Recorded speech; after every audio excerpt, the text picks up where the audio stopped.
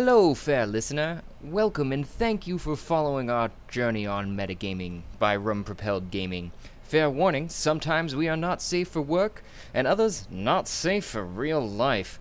Journey forth at your own risk. Now let's dive right back into Tarath through the campaign Many Polos. Just like glide.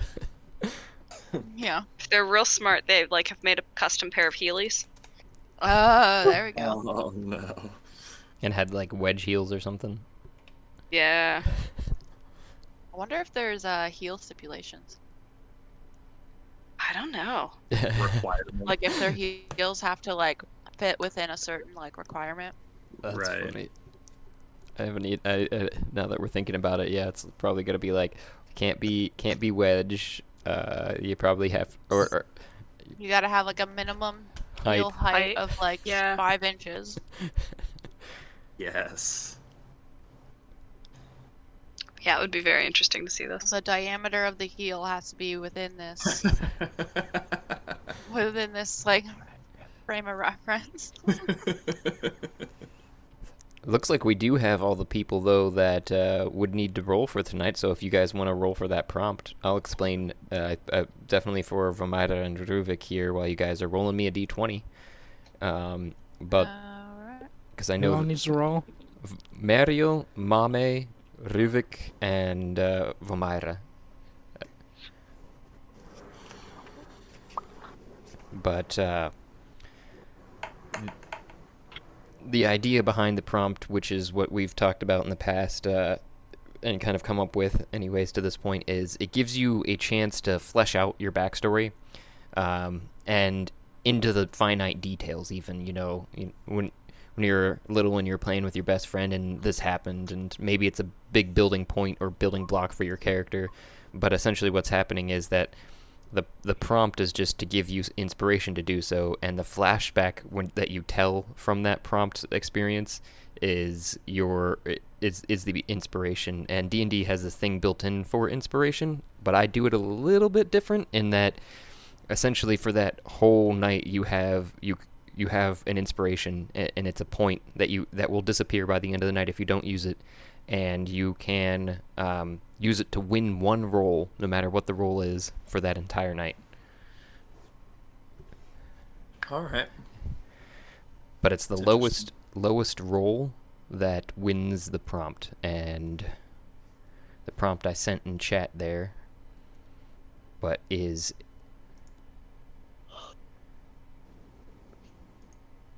I'll just do this before I forget to. Now recording. Fucking Craig. Fucking Craig. But it is... The prompt is a story of a time you were trying to convince others to play a game with you, and they wouldn't. Because this is... Want to play a game? I saw that earlier, actually. Yeah. Yeah, if I get to it soon enough, sometimes I remember to put it into the chat so that you get some time to work with it and come up with maybe a story in case you are the person to win the chance at telling your story on that. I see Mame's custom roll in there as a 12, which would, yeah, it says 1d20. But we need Mariel Mariel? got an 18. Oh, okay. Ruvik's got a 6. It's the lowest that wins, isn't it? Yeah. Correct. So it looks like Alright. Vomita, the story of a time you were trying to convince others to play a game with you and they wouldn't. Alright. Give me a second. You can take your time. You don't have to tell it to me right now, but Yeah, because sooner- I saw the prompt and I was like, I don't know how this works yet. yeah, no, that's fair. I figured you didn't, but I figured I'd go through and explain it for Okay. yourself and Ruvik here. But Appreciate them. yeah, absolutely.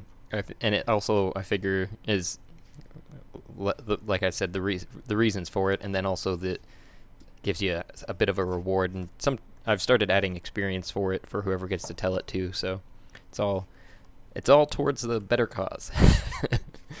Like Yeah. it. Even though it puts you on the spot a little bit.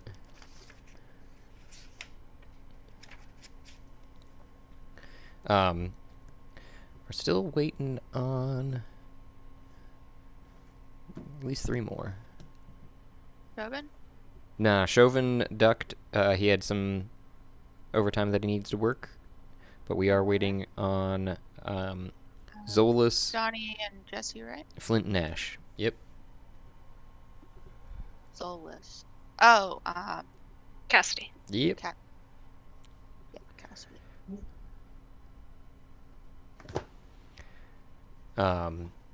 Fuller party than last time.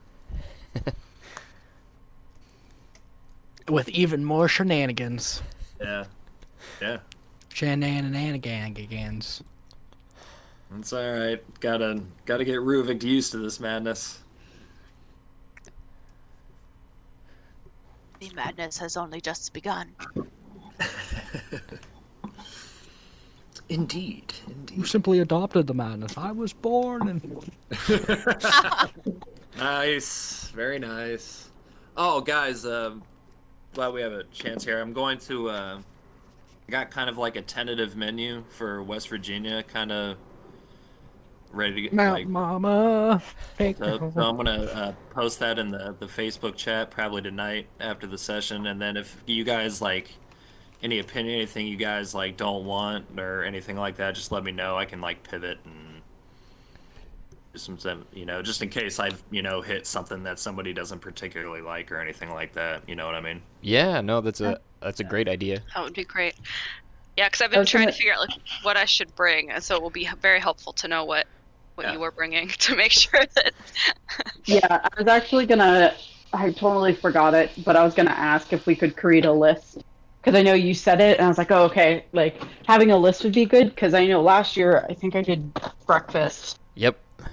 like pancakes. Oh yeah, So- that was my request.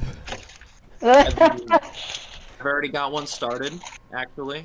It's kind of like all the basic stuff that, like, I knew I would need before, you know, anything was decided, like all your kind of staples and stuff. So, you know, once I post the menu and everybody's got a kind of chance to discuss it, I'll kind of, like, get the list all the way built, and then we can go from there, really.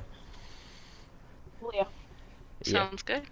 And Josh, I believe you know the information you gave us today about, you know, the cabin and, you know, the surrounding area gave us like 3 or 4, you know, grocery stores to choose from. So Yeah, that was should be okay there. a thorough list they gave us, wasn't it? Yeah, that was they went in depth. That's for sure.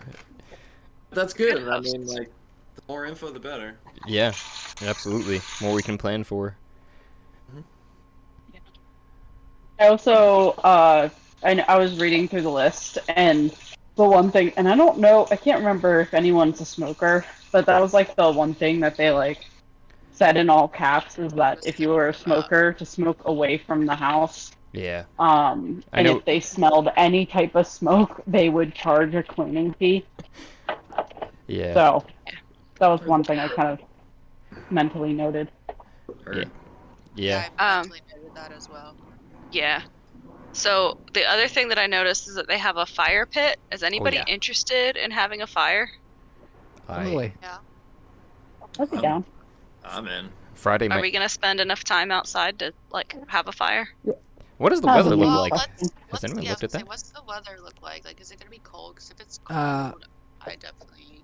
I mean, I That's a love good question. campfires. What was that, but- George? I don't know about you guys, but my costume, especially, can get a little toasty. Oh. So I don't know if the cold is going to be that bad for me, but Yeah, I guess I Right. didn't think about that as Well, well. I mean, because I just remember last year, like we were playing D&D all day, right? And so Yeah. there might not be time for a fire because we're No. gonna get in pretty late on Friday. Because we almost like didn't have time to like finish our D&D session last time, right? Yeah, Like, and we it's were gonna running be tight. in the upper 60s and sunny. That's what I'm seeing too. I'm Okay. I'm Well, we think. could always do like a fire Friday night. Yeah, that's what I was gonna say too. It got a low of 37, so it'll be chilly, but that's what the fire's for. Okay. I'm not gonna bring anything expressly for a fire, but if we decide to make one, It I'm seems not gonna be mad about it. seems like they have everything there. They were saying Oh. they have Wouldn't that- firewood and fire starter and all that. Oh, cool. Oh, there you go.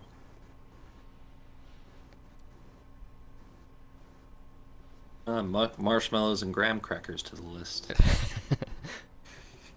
Don't forget the chocolate. Oh no, chocolate's already on the list. Yeah, there you go. Okay. We getting surprised with what you're bringing too, Bree, or are you you gotta? So I got a working list. I need to finalize it. I was gonna kind of do that tonight. Okay. So I have a cocktail that could be fun, for like breakfast. It's called a spooka latte. Oh. So it's cognac, coffee liqueur, cream liqueur, and bitters with a cinnamon stick. You're gonna be one of those type of weekends. It was an idea. The other one that I really want to do is called Death in the Afternoon. Ooh. It's champagne, simple syrup, and absinthe. Ooh. I like that. That is an adequate name for it It's- too. Yeah, it's mostly champagne. Like the absinthe is just, it's more so that like the interaction between the Color. liquids it creates Yeah. like a spooky effect. Yeah. Get that green, like drip effect. I feel like that would be a very good start. Yeah, I agree. Mimosa, essentially. I'll bow out of that one. Except without Yeah, any... I guess if you're gonna bring champagne, it would not be a terrible thing to have mimosas as well. Oh, I meant Yeah. like that's what that drink is essentially. Basically, I mean, yeah, you're right. With some absinthe. Yep. Yeah. It's like mimosas with an extra kick. Or maybe just Yeah. a punch to the face. We've changed the name yeah. from Death in the Afternoon to Death in the Morning, but you know. Right. Jessie just texted me. She said she'll be on around 8. Oh, okay. Well, that's good to know. I see we did get a Zolas, so we can move on and let them join, because I think Griselda said as well that she'd be able to make it, but it also wouldn't be until later, so they can all kind of wake up together. But what's happening right now is for Zolas and Mariel, we'll start there. I guess I should actually start with a recap for you two, in particular. Though your companions will be giving you one, I will do my duty. You there, by the way, Zolas? I've seen you pop on, but you haven't heard a hi. Hi. Hi. Hi. I was napping, but I am back to reality now, so I'm ready to go. Back to life. And hitherto, the adventurers known as the Shadow Seekers were flung out of the 3rd level of Hell and into the 5th level upon freeing Loki.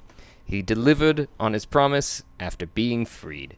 The Shadow Seekers slammed into the murky swamp ground, half of them remaining unconscious. However, upon standing up, they did discover long-lost companion Vamira and a new companion, Ruvik.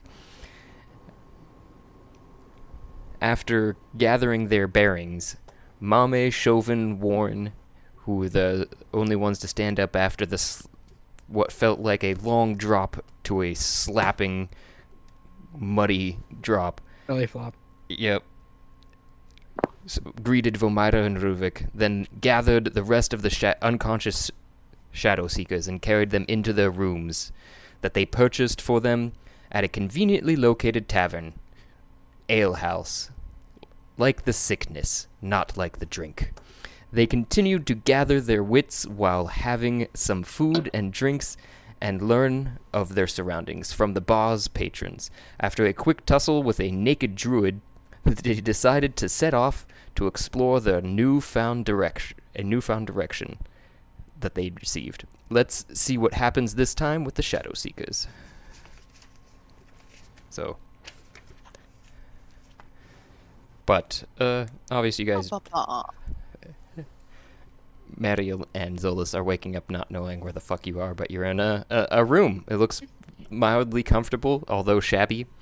I'm don't on know the if you- wrong map. Oh, Me too. thank you. I gotta move that thing. Weep. That should do it. Move that thing. There we are. Uh-huh. Got so many maps already.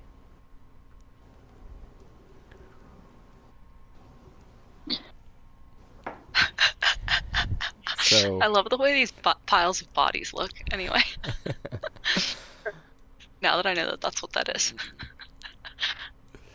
Like if Realize it's grandma- a pile Yeah, if of grandma bodies and knitted, laughs. yeah, if grandma had to like knit a like token for a pile of bodies, I feel like that's what it was like. it is very cute. Sorry. You're- Okay. you're good. I forget.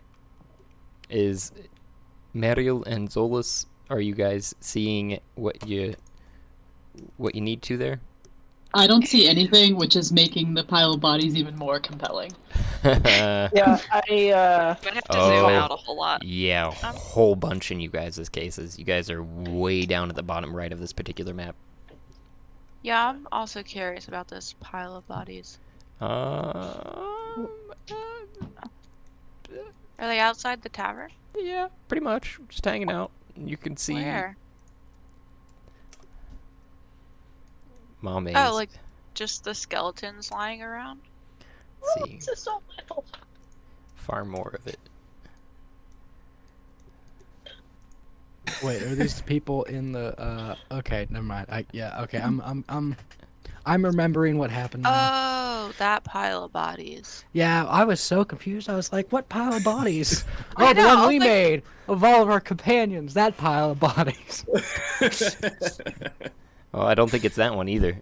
You guys are. No, It isn't. Nope. There's one over by these like bullish looking animals. Yeah, you in the guys. green grass. You guys are seeing something very much different than what Zolas and Mariel are, and that's where I was leading into. But you guys had walked out of the tavern after your tussle with your druid friend, Chauvin, friend in quotation marks. But you're, taking in your surroundings again, and this time around you're realizing off to the east, which you hadn't noticed before, and you're splitting headaches perhaps from landing so hard on the ground, some large creatures eating corpses and a putrid stench from that direction, that of rot, death, and decay. My favorite trio. There's nothing I love more than that. Smells like some bodies were left out in the sun for maybe some weeks. There's some bloating you can even tell from your distance.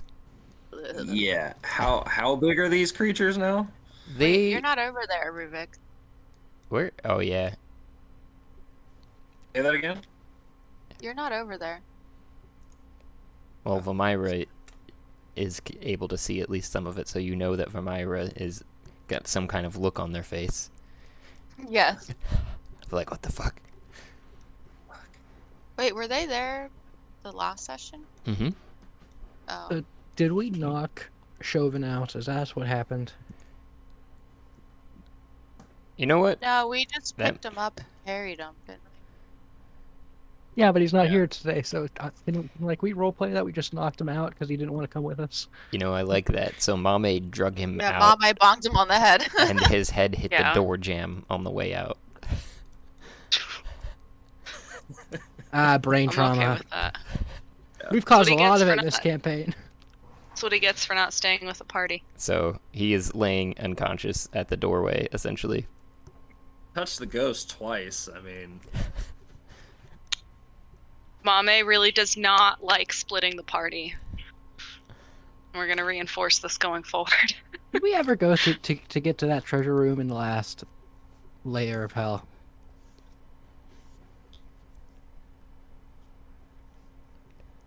I think that's a resounding no from the crickets, but I don't know God damn it. what your companions would say. I don't remember.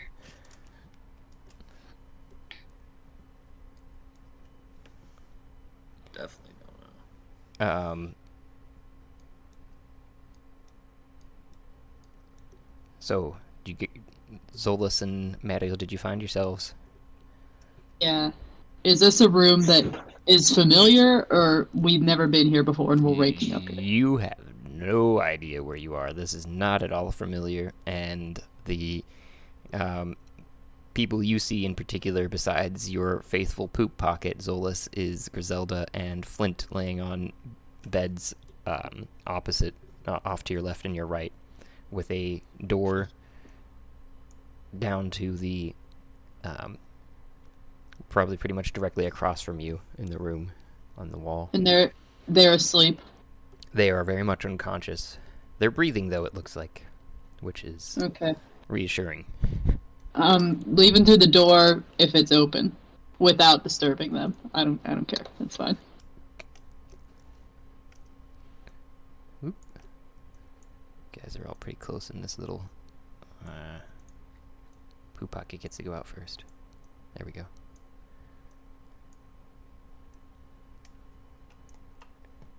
There you go. You walked out of the door, and Mario, you're waking up with a similar visage of a room that you've never seen before, with Ash on a bed, and what looks like to be the creepy owl under the bed. Okay. Mary goes, God, son of a bitch. I forgot we did that. I was in hell? And she, like, peeks out the door. I'm guessing the door is closed. Or Yeah. did Zolas leave that open? No, the door is closed, and you peek out the door, and Zolas, Yeah. you see the door that's just off to your right start to open, but Mario, you see nothing in the hallway at this time. Okay. She is very, very hesitant. Because my last memory was, at least the last memory of a Sarah Chakowski is, we were me mom, mommy, may, creature, was, frozen by, the snake creature. Sorry, my mind isn't fully working right now. And that's Medusa, yeah. And then we did some stuff after that. Yep. So, yeah, she's gonna be really hesitant because in her head she's in a room, but she doesn't know where she's at, and she's in hell. So While she's gonna slowly open the door. Can I guess roll a sneak? Yeah, go for it. Okay.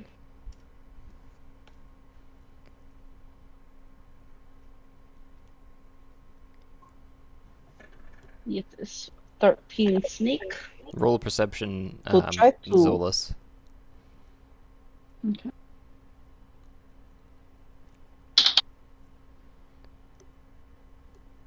Um, 6. As you're slowly sneaking out of the door, it catches Zolas's shoulder, who peeks around at you, and you guys lock eyes for a moment, inches from each other's face.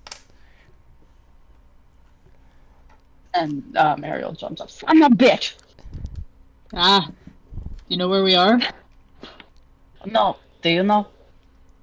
No. I don't think I've been here before. Yeah, me neither. Let's continue to sneak. And Mariel continues to look around and stealth peek through doors. All the other doors seem to have keys in them, and they're locked at the same time. That if you're just wiggling it, the one directly across you, for instance, but you're seeing down the hallway, there's only up the hallway actually. There's only 2 more doors, and then down the hallway, so south, there seems to be a big open space that Zolas has wandered into. Okay. And then what's at the end of this hallway? Is that just a door? It is a window. It's a window. Mhm. Okay. And there is faint light coming in from it. Okay. Mariel is, I cannot move my character, but she's going to Maybe you're stuck in a line. walk. Ah, there it goes. I can move. She's gonna walk down and she's going to peer out the window. You see a bit of a murky, swampy field that's got this dim, dreary light, and you see, as you look out and down and around, probably out into a more watery portion of the swamp, a small little settlement of what looks like you think are dwarves that are moving around on the docks that are piered above the swamp area, and you look down below the window to see, maybe get a better understanding of the building you're in, and it does seem to be of a crude make, but you also see a dwarf, what looks like it's talking to a human, and then they just kind of stab him with the scythe that they're holding, and they start to just loot their pockets. Okay. Mario goes, oh, this is definitely still hell. And then turns around.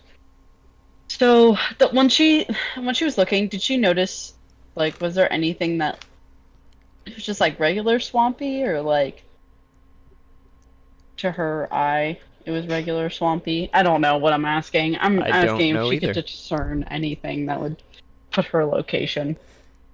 It looks swampy, and it is very overcast outside, as if it is perpetually so, because there is cloud coverage everywhere, and you can't even tell where the sun is coming from if you're looking upwards any. Okay. What's going on in this big room? Oh, yes. So you're looking around, Zolas, and you see a couple random items on the different tables, mainly food or drinks, or left out a book maybe. It doesn't, maybe some little pieces of paper and some dead, dying flowers. Otherwise, just rugs and benches and tables, as well as larger windows that look out over onto the southern portion of what seems to be the continuing swamp, a little bit less watery than what I was previously describing. Not that you would know, but you do see a little bit more forest in that area. And is that a giant off in the distance? It's a big shadow moving around. Out this window? Is this a window? I'm Please guessing do that this is again. like a storefront, like. This window. Oh, okay. South. Okay. There's a giant out there. Oh, son of a bitch. It is so big.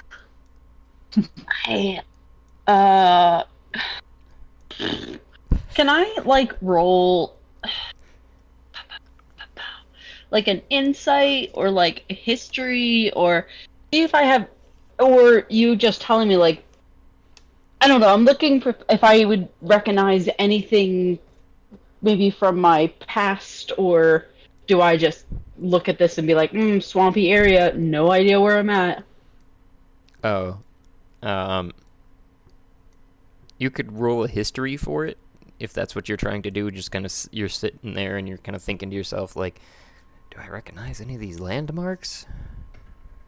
And you're just I just sitting there, and you made that raspberry noise that you just did a little bit ago, and nope, doesn't seem familiar. I run down this hallway.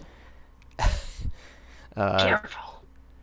That doesn't seem to disturb anyone. You look out to the west, though, into what seems like a densely treed area, of the swamp, but it is very much still swamp as the trees are all covered in muck and gook, and they're all very gangly looking with scant leaves, mainly up towards the tops, away from the areas that looks like it floods a lot. And mangroves, those are the words for those.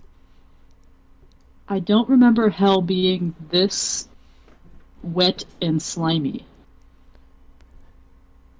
I mean, we could be another layer. Oh, snap, my roll 20 on. Closed. Sorry. Oh, shoot. What was the error message it gave me? Yeah, Mario says, I mean, we could be on another level of hell. Isn't there, like, a bunch of different levels? They all do different things. Like, one's cold, one's wet, one's, I don't know. It's something. I think this is wet one. This is definitely the worst one we've seen so far. Ugh. It's disgusting. It has I'll take fire any day. big people.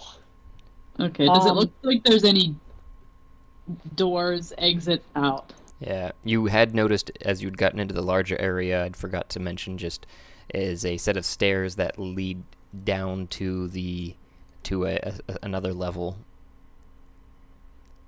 Oh, and she stops her before she goes down. She goes, "Oh, I saw a guy kill a guy outside. So like, sneak." I could take that guy, but sure. I'll sneak. Guys want to roll a stealth as you're coming down the stairs then? Son of a bitch! I can't even listen to my own message. Nat 1, baby. Nat 1. As I fall down the stairs and clobber into Zolas. A He still has. Well, I got a 17, so that sucks. a well-timed reminder of to be sneaky just before you don't be sneaky. One of the legs was still sort of asleep. Yeah, She took that first step and just went wham. I do like that. Gonna keep leaning on you there because that's a good explanation for it. I'm going to, because I'm moving characters around. That's pretty much what happened. Is at the top of the steps, you started to go down them, Zolas, all sneaky, and you're doing great. You're looking down and you kind of get some eyes around the room, and it looks like it's mostly filled with dwarves. So you're being very careful and about to turn back to Meriel and inform her of such. That her earlier comment makes her a little leery of going down there, and you guys just. You see her leg lock up and her just flail her arms and just fall headfirst onto you down towards the stairs. What happened to being sneaky?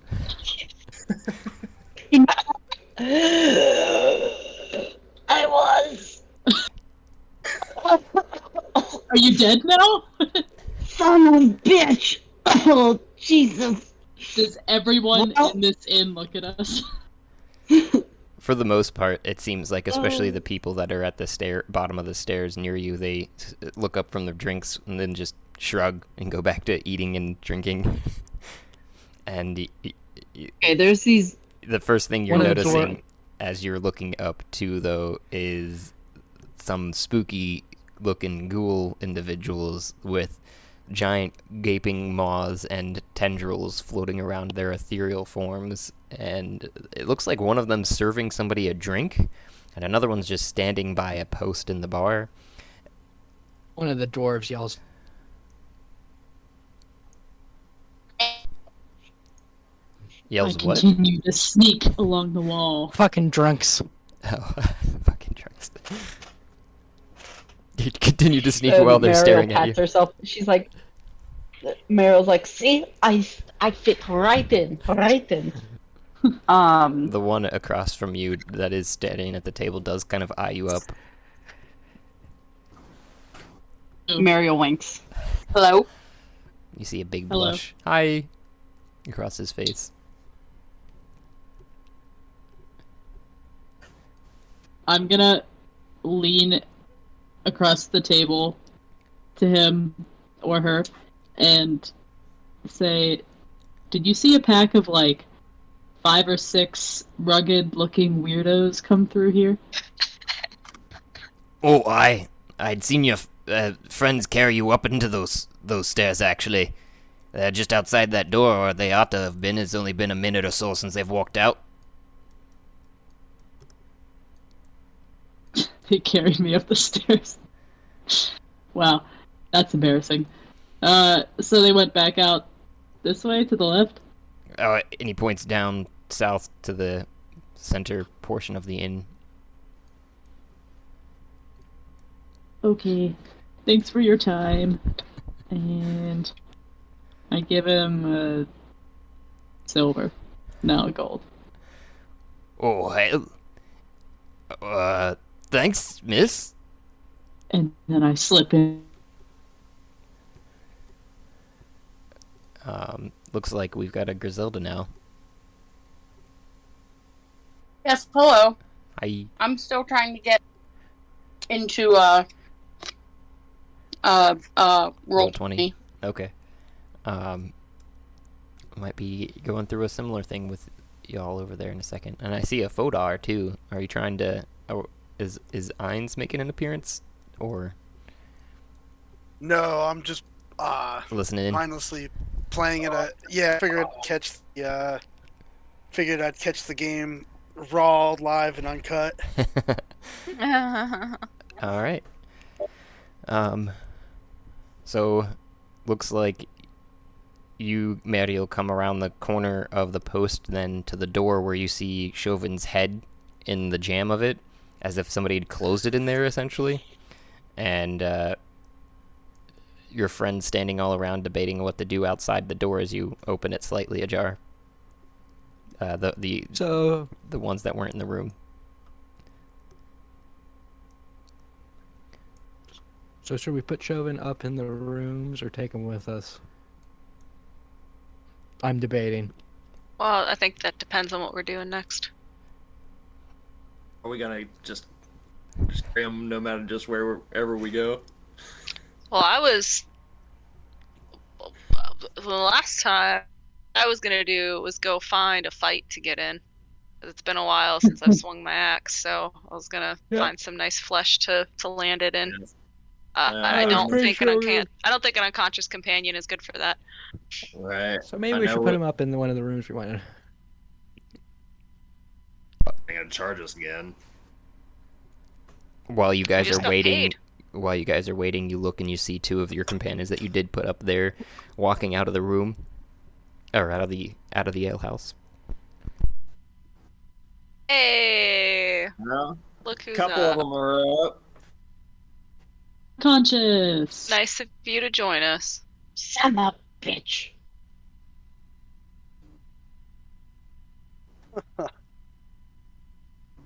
What did we miss? Where are we going? How you feeling?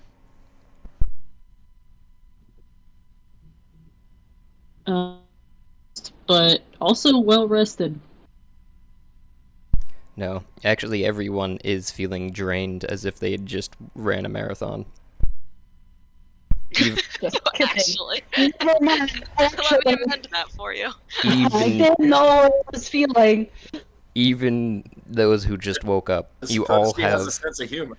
have currently a level of 1 exhaustion, which is -1 to all of your rolls currently. Should we eat? I imagine, Josh, what it feels like when you drink like a cup of coffee with a shot of espresso, but you've had only 2 hours of sleep that night, and you're like, I should be like awake, but I'm not.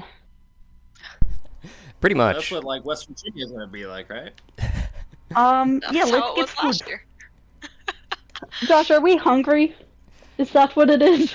You are feeling a little bit hungry, but it's almost as if it's permeating the air, because you look around back into the inn where you just come out of, and the dwarves that are sitting around the tables are all just sitting there haggard and unenthused, to say the least.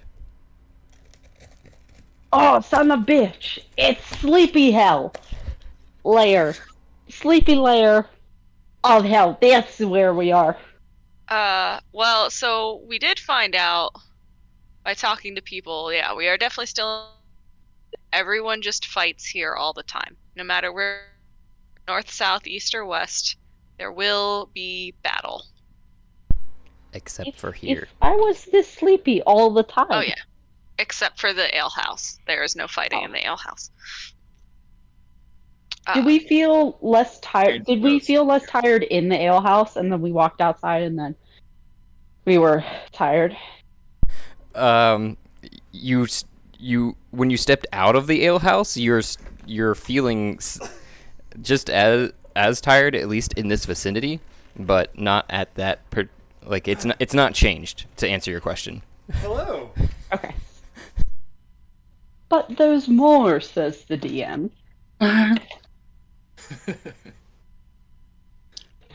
Keep investigating, says the DM. Okay.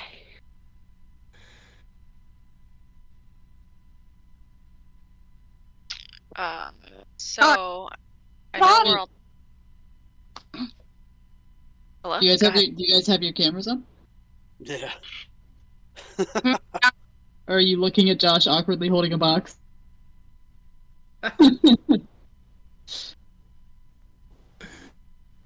No, but I will be very soon. Oh, my camera. I don't know why, but every time we play, Josh's thing is always just like a spinny. Oh, he turned it off. no, it's on. It's on, internet. I can see it. Watching him open it. Yeah, Yeah. my camera I like how he is didn't on. say anything to us. He just like. I was peaced muted. out. I didn't know what was going on. Johnny's face was pressed to the face of my door, and I was like, "Wait a second. What's going on?" No, like, hey guys, an emergency. Like, there's a stranger danger. Just. I might die. No worries.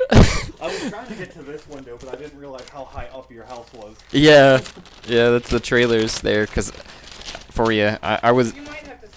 And being out in the middle of nowhere because and getting visitors is very rare. Come to win. Just say when he handed it to you. How do I start from here now? So if you want to use a knife, you have to take your pants off. Oh no, maybe you roll quickly and investigate it. Yeah, I like that idea. So investigating might. We're safe. Yeah, don't like stab down into it. I think I did good. Oh, there is another layer down there. No. Oh, wait, Josh, what do you know about this package? Nothing. Are you scared? Kind of.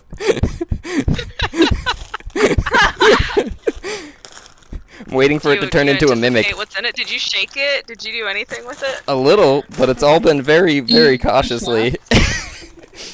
Did you check for traps? I did not. I did Oh, you not didn't roll investigate? You didn't- investigation. Yeah, you might want to check for traps. How dense is the wrapping paper there? Well, that's tape. I'm sad you guys can't hear it. If I had time, I would have thought to turn it on to like the surround sound instead of the headset, but it usually gets reverberation, so I try to keep it off of that. But Johnny and Jesse It can't also hear was you a guys. Surprise. You know, it's fun. Yeah, a little bit. Apologize for not being prepared for a surprise. Yes, I can. I'm the DM. I'm supposed to be not surprised at anything. No, that's not how it works. It's impossible. You're always surprised. Oh, jeez. This reminds me of my brother's rapping. He goes all out with the duct tape too.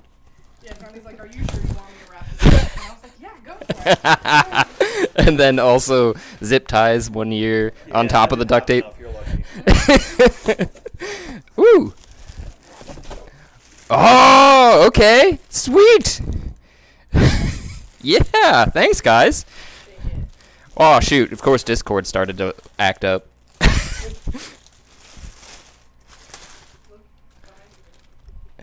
Hi Demi. So invested. What'd you guys get them? Yeah, of course this is when Discord acts up. Okay. Yeah. Oh, there's stuff inside it. Video. We want the unboxing live. Yeah. Can you see? More so? No. No, can one of them join from their phone? Oh, I don't know. Gab was film asking if you could, one of you could join from your phone. Why?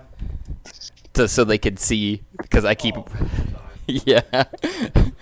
But it's a nice, before I got disconnected there, I did finally get inside of the box, of the second box, and it is a nice DM case. Thank you. Thanks, everyone. And there's apparently more inside I gotta get to. Yes. But wait, there's more. There's more. Who orchestrated all? Oh, there we go. are. Oh, okay, you can't see from my camera. Okay. No, but Jesse's But got Jesse's her camera saving on. the day. I'm gonna mute myself There. here.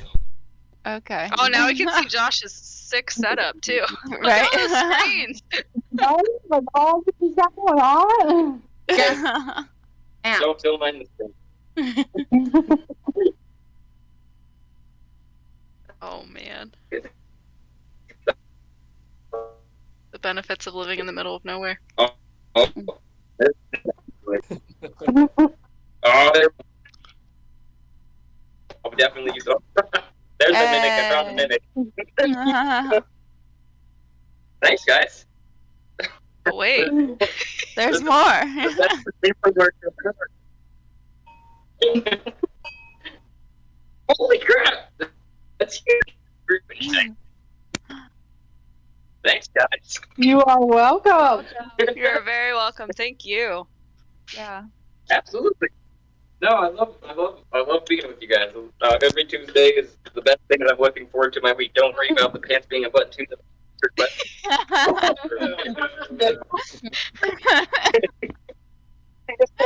So, unwrapping more than one gift. We got the whole set in place for the I'm not gonna lie, you unwrapped that way faster than I thought you were going to. I guess I shouldn't be surprised, but I thought the tape was gonna slow you down a little more. Josh got so excited that his pants are coming off. We didn't just knock his socks off. We knocked his pants off. Success. In the mug. Yes, Gavin just made that. Yeah. So thanks, guys. Yeah, tell me more about the other parts. Did everybody pitch in for each one of them, or like? Yeah, so I'm we guessing all you said this pitched one in. too? Yeah. We all pitched in for the DM bag, Mhm. and then I think Jesse then- made the mug. Jesse and Deb made the mug. Yeah, she made it look like wood, and I made it look like I'm with the metal and the team. And I picked up the die. The die was a really like, I think we should give this to Josh, and I was like, well, let's do it. Yeah, that's an awesome one. Thanks, guys. You're welcome. You're Thanks for putting this D&D group together. Yeah, 2 years? Yeah. Has it been 2 years? Something like Yeah. that. Yeah, yeah. The second Halloween, at least. Yeah. Yeah, because we started right before I moved to DC, and I've been here for 2 years. So yeah, it's been 2 whole years. Yeah. I don't know if they're pros like that, but that's brilliant. Yeah. Constantly drinking. Oh, yeah. Okay. Oh, it's like. You... I think we're losing them. Yeah. Yeah. Signal is Oh, okay. not strong enough. That's a great still frame of Josh, though. Like, Yeah. whenever it falls on Screenshot me, it. it's never that great of Screenshot a it. shot. Put it. Yeah, screenshot it. Put it in a picture frame.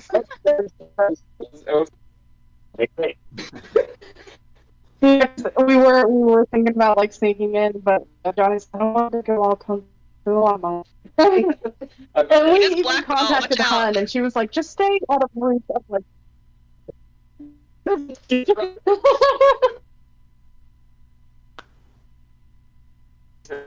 Stories of my mom. That was very cool, Trying you to do the guys. same thing, and I That's awesome. hurt.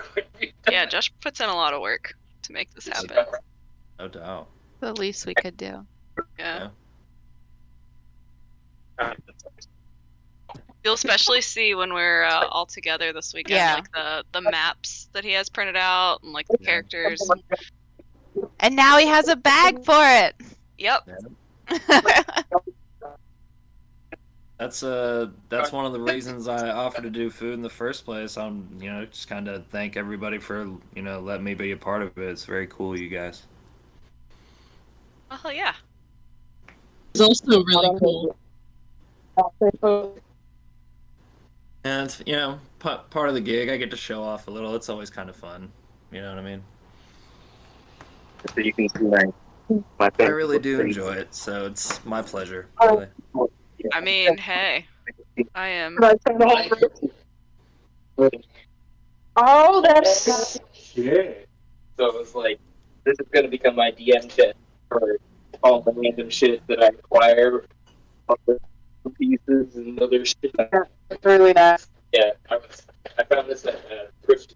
I don't know. Should I show them? I don't know. Can they see it? Can you see shit, this? that is so That's cool. amazing. DM check and purchase for himself.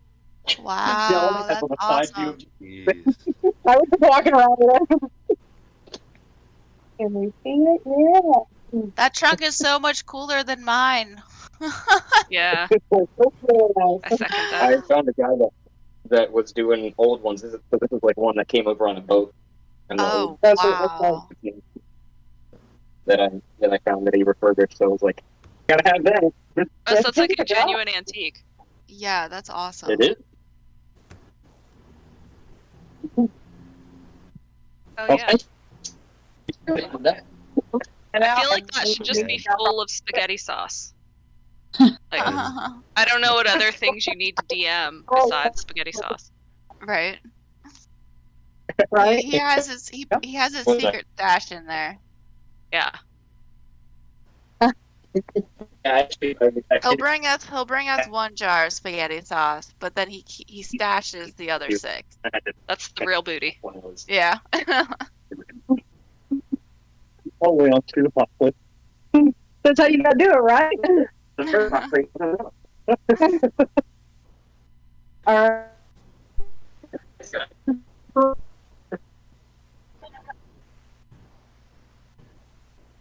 Hello.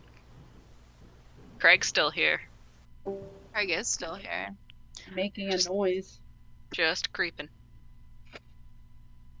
Well, we will have this moment forever etched in the digital world. Poor Josh is so flustered. You know?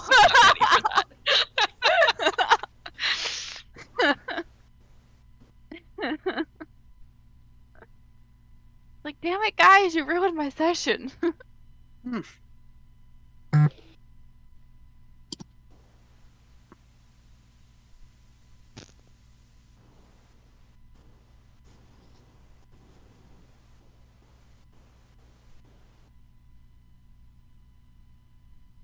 Somebody tell me how to get the Sesame Street?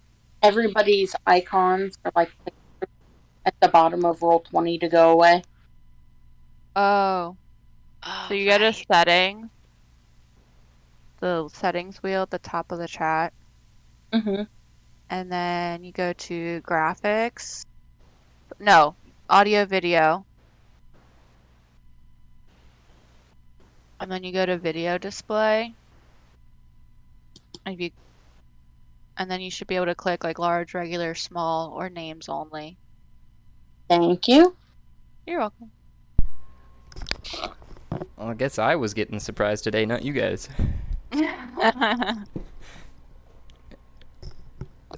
Figured we'd flip the tables on you. Yeah, no, that's definitely meta of you. Can't get more meta than that.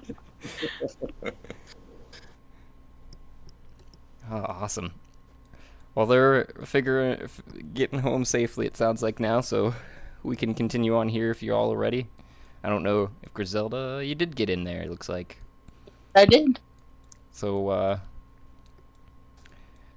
missing the recap, but that didn't help you too much because the last thing you would have remembered was being with Loki and making the contract written in blood from him, and the next thing you would have known is you were falling a very far distance before a nice wet thwap, and you were unconscious, and now you're waking up mostly covered in slime and gook and mud and such, and you're in a bed in a room that looks like it's shadowly provided for, but Flint is also unconscious on a bed across from you. Oh, okay. Hey, we're supposed to be out of hell. Also, did you guys decide what you're doing with Chauvin there? Can you hear me? We did not okay. make that decision, I think. No, that's understandable. There was a lot going on. A lot of hoopla. Gabriel draws the mustache on him and runs away. Yep.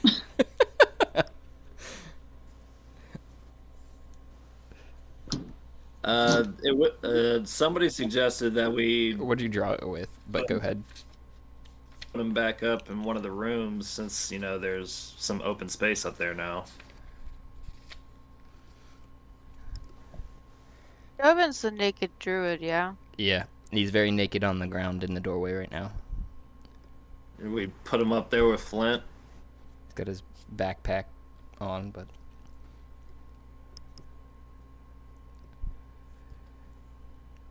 Josh, do I see a door in this room? You do. It is down to the bottom right of the room. So south and west. Your bottom right, so it would be technically top down, bottom left. Sorry. I'm gonna try the door. It is open. It does seem to close behind you if you're closing it, and it is locked behind you. And you're in a hallway though that goes north to a window and south to a larger open area.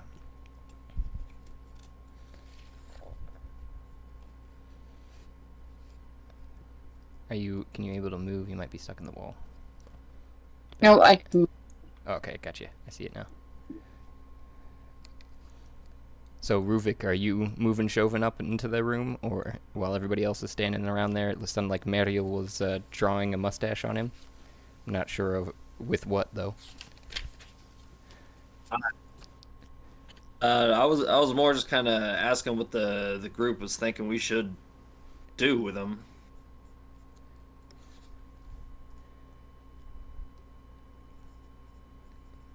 I think we need to leave him. We got shit to do. I'm down with leaving. I take it these stairs. Yep. You see some stairs off to your southeast. Are they going up or down? Down. Okay, I'm gonna go down them. Okay. You go down the stairs and you're just walking down and you see a room full of what looks like dwarves as you're just waltzing down there, and they're all kind of sitting there. They don't even really look up from their meals as you come down the stairs, and some of them are just drinking and all look haggard, and you're realizing yourself you still must have slept a little bit, even though it was probably fitful sleep. You do not feel very slept, though, as if you just ran a race, perhaps, or something. That's just really exhausted. Everyone has a level 1 exhaustion, by the way, just to be clear. Currently, is why what I was saying there before, and you all have -1 to dice rolls at this particular instance, and you were trying to figure that out too. I remember now.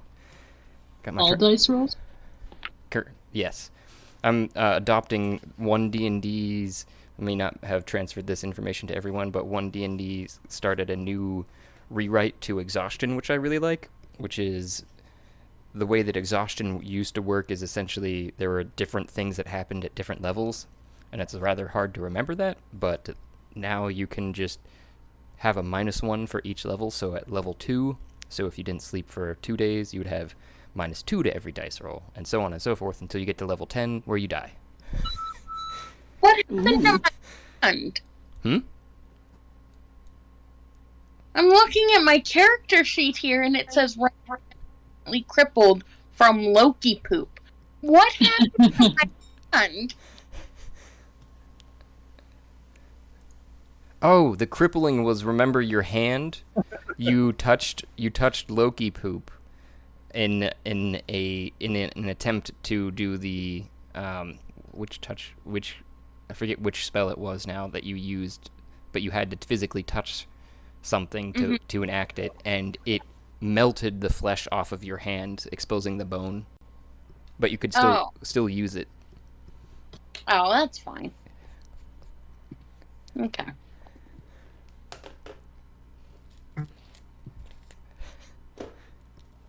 Touch and poop.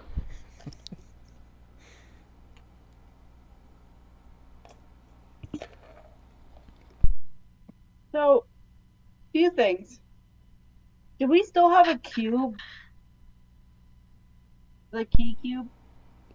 You had it last. It should be in your inventory.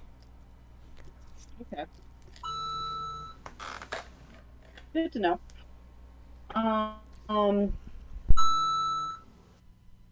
So, Mario says, we're definitely still in hell. And as expected, Loki shafted us all. And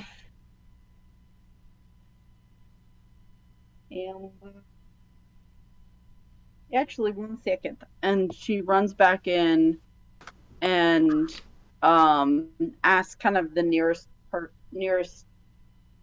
gobbledygook what level of hell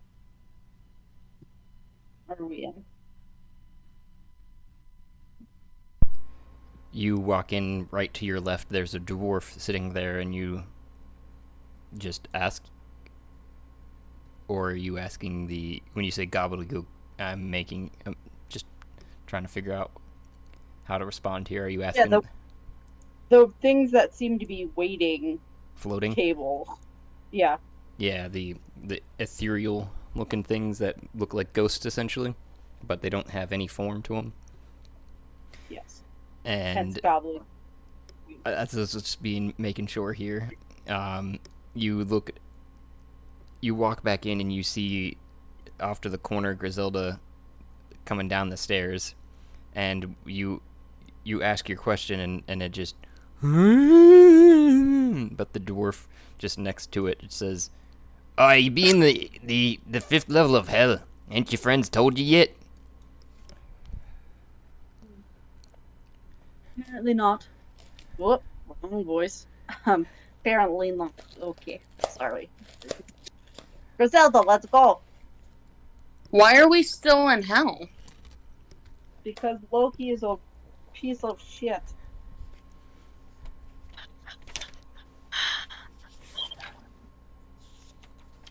And at that moment, Mariel grabs her. She had a chain with a piece of fire on it, a little fire orb, and she rips it from her and smashes it on the ground and walks up. Oh. And walks out of the inn. Yeah. I'm guessing Griselda followed, but you... Yeah. Okay.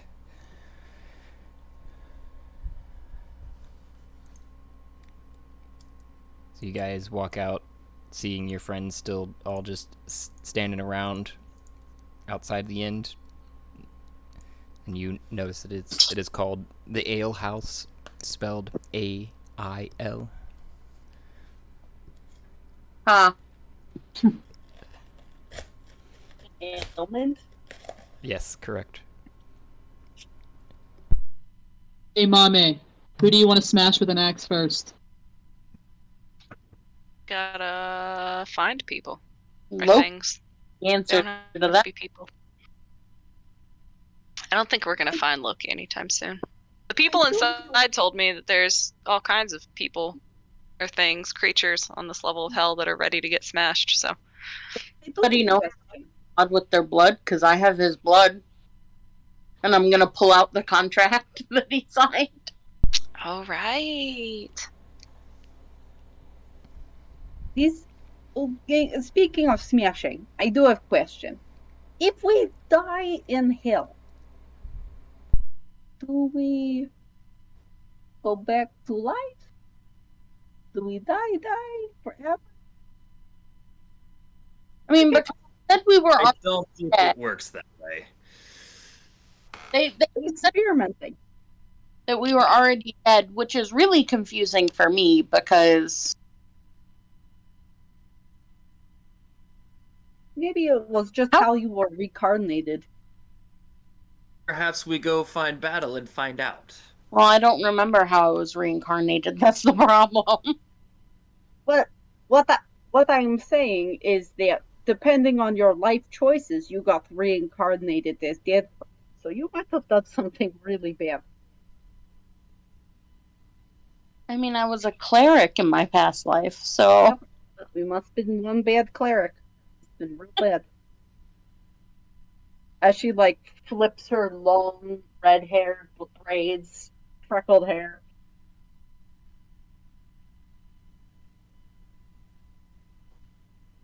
If I start walking, what do I see in my immediate, like, is that a horse and carriage? What's happening there? What?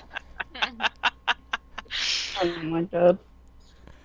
Yes. So yeah, you remember what we asked Loki for specifically? No, I wasn't there when you guys did the deal, which is a shame because I would have been the most suspicious. None of this would have happened. What did you promise? What did you promise him? So Ash specifically asked that we be returned to or out of hell, which is Loki fucked up. I don't know. We're not out of hell, but out of hell, and we wanted to be with Ash's hand servant. That's where we wanted to be placed when we were taken out of hell. Not in the answer. We asked for like the specific location. Griselda is looking at the written agreement and she's seeing 1. Every Shadow Seeker will be fully healed and unpetrified and rested. 2. All Shadow Seekers will be gods permanently! 3. All Shadow Seekers get out of here and at Ash's maids and carriage. No labyrinth. Underline. And none of your wily fuckery in italics. Fuckery will be happening with a square. Why 4. the fuck did you guys trust the god of... All conditions are permanent. I wouldn't say we trusted him. I would say we didn't have any other choice. We took. I know I'm new here, but this seems like a foolish bargain. Yes, it is foolish. But we were desperate. We were also probably not the most sane. So question, we are now gods? I was also stone, so I didn't have any say in this. Oh yeah, we did say that we wanted. I think there was something about becoming gods in there too. Yes. That was number 2.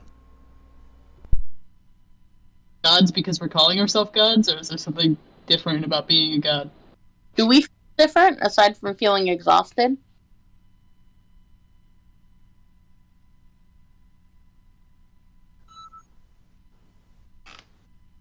Oh, all-knowing DM. Feel different? Nothing stands out to you other than the exhaustion that seems to be overwhelming right now? Not overwhelming, I guess that's poor phrasing on my part, more so just the ever persistent. But Could we have been like fooled on like a technicality? Like, what's the definition of a god? That's what I was saying. anyone, I guess, is a god if they call themselves a god. That's true. A superhuman being or spirit worshipped as having power over nature and human fortunes, a deity. So, we That doesn't mean should we- have. It just means we're above average humans who are worshipped. It doesn't mean we have any like actual powers. A superhuman. As having power over nature and As- human fortunes. We have power over nature and human fortunes. I thought the word said perceived to have power. Yes, have. Also, where are you reading this definition from? You know what? The ether. Dictionary, Oxford Languages. That's where I'm reading it from. I'm pretty sure Loki isn't out there reading the Webster Dictionary Well, he should to be. decide what God is. Well, I'm just saying, this is what our assumption is. None of you look like gods to me. I just imagine Mario just pulling out a whole ass dictionary from her bag. Wait, Yes, wait. the Oxford Big Book of Words. Wait. Yeah. What do gods look like to you? That is a good question. I'm not sure, but I'm not seeing any in this bunch. Well, we have seen gods, and they have been tables for some fucking reason. So maybe it's a good thing we're not a god, because we'd all be the tables in that tap room. And in bondage. We did meet a god in bondage. Yes. But he was in physical form. You all have seen very, very much. This is not our first level of hell, my friend. Is this your first level of hell, new individual? This is the first level I remember. Whether it's the first one I've been through, I have no idea. The name is Ruvik. Okay. How do we know this guy's not just Loki? Or a different god that's fucking with us. Oh, yeah. Could someone My remind name's me what Rubik. happened to how did we get out of like the last level of hell? We basically made deals with Loki. We freed Loki and we made deal with him. So we actually freed him? We freed him, correct. Okay. I don't think I was there for that. And Mario pulls out. Yeah, no, you weren't. But now you know. Hey. Do we still have the tridecahedron? That's what I was actually just about to say. Mario pulls out of her bag, rustles in a little bit, puts her dictionary back, pulls out the dihectordry, whatever that thing is. Dodecahedron? Yep. And she's like, "Well, I still have this." I have no idea And why I what can is- remember that We so easily. still don't know how to use it. And what is Well, technically, I mostly know how to use it. I got the one It's side. a I'm smart. 13-sided Rubik's Cube, basically. It's a key to hell. The layers of hell. It has 13 sides. Oh. That's so why that it's- means there's 13 layers of hell? So, yes. That's why Ooh. That's Does a that connection I mean- didn't make. it's a trideca, which is 13 polyhedron, which is like a shape. Or like a So- 3D shape. Okay. Do we know Like, what does level it of hell look- we what were does on? it look like? Imagine what a 13-sided dice would look like. I'm guessing that's sort of what it would look No, like. I'm like, is it like a color? Is it glowing? Is it like I think does it's it- supposed to be is like it a sparkly? Is it just like I have a distinct memory of it being black with like red glowing lines through it, and like you can like it's like a Rubik's cube, and you can move pieces around. okay? I don't know. I could be making that up. I like that understanding of it with the indefinite thing there, but instead of red, it would probably have the lines that you're referring to, anyways, inside of it that you could see if you're moving around pieces to, is just a blackness beyond blackness. There almost a lack of anything, and Nothingness. and the faces is what you're looking for. There are two sides, it looks like, solved on it, because one side is gray and another one is green, and the rest of the faces seem to be a mixture and mushing of a bunch of other colors that you just can't even comprehend how they would be put to the faces that they need to be.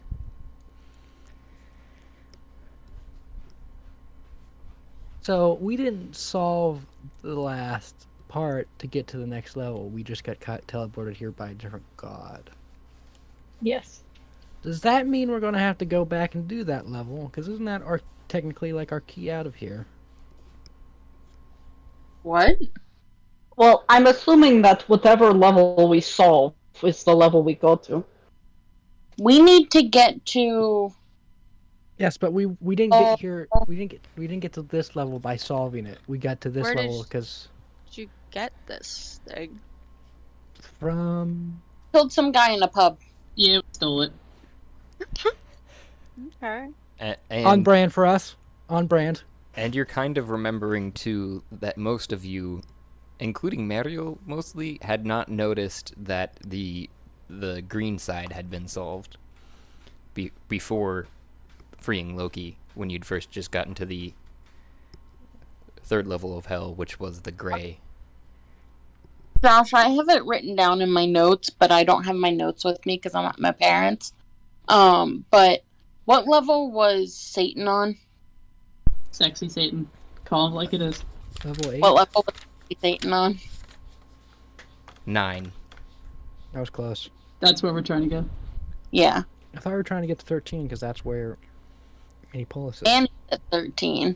I'm trying to get to Sexy Satan. Was he confirmed to be Sexy Satan, or are you just projecting that? No, it's confirmed. It's confirmed that he's Satan. We will decide if he's sexy or not. No, I thought. It's good to know at least somebody has a plan. So we've been to the first 3 levels of hell, and now we're on the 5th. I think we went straight to 3, and now we went straight to 5. We're just floating around. I thought we'd been to more levels than that. A point for a little bit too. So what if the way to get out of here is by solving this tridecahedron? That was kind of my point. I think it is. And if the green side is representative of Loki, and if we can try to figure out what the gray side is, maybe we just have 11 more quests to figure out, and then we'll get out of here. So how did you guys solve the one side?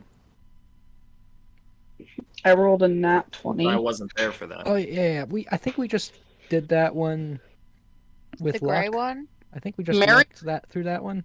I'm on it. The gray one?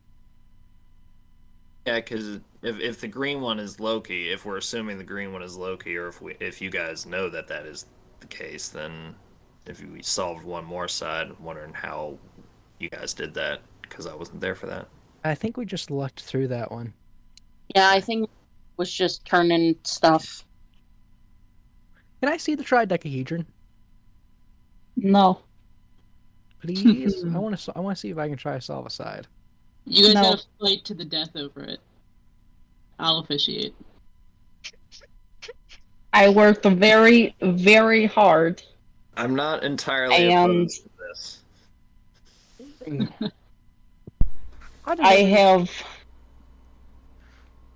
I got one side.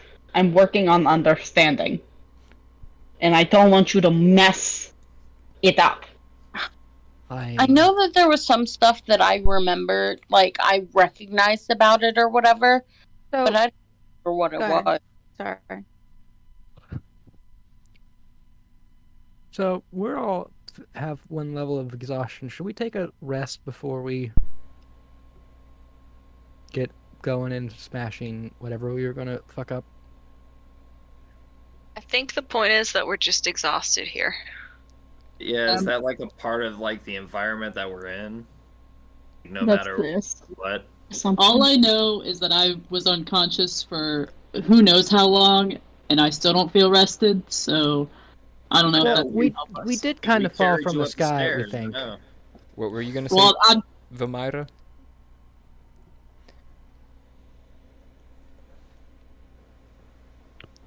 Everyone goes quiet. I was just gonna ask, like when you got the tridecahedron, if any of the sides were solved. No. Yeah. No, I thought one of them was. No, I'm pretty sure all of them. It was just a black box at when we got it. So how did you guys? So then, what does this gray side represent? So there could be like 3 sides solved, right? Because Mariel solved one. The guy with the like giant cat solved one. Oh yeah, that dude solved one for us, didn't he? Yeah. 'Cause How that's did how you do that? Loki was. Oh, he was like a demon or a devil or something. Yeah, he knew how to solve it, and I think probably because Ash slept with him, he solved it for us. Yep, that sounds on brand. Is that the gray side or is that a different color side? I don't know what color that side was. Hey, Josh. You could roll a history if Josh. you wanted, but yeah, what's up? Yeah, I'll roll a history. Does Mario remember what color the side turned when she solved it? She does not, only because of if you remember what happened exactly, was that you rolled the 20 and had said you didn't solve it only because I wasn't prepared for it at the moment, because I was not ready for the nat 20. But then I'd followed up with you and said, as you put it in your pocket, the next time you pull it out, you would realize that it is solved.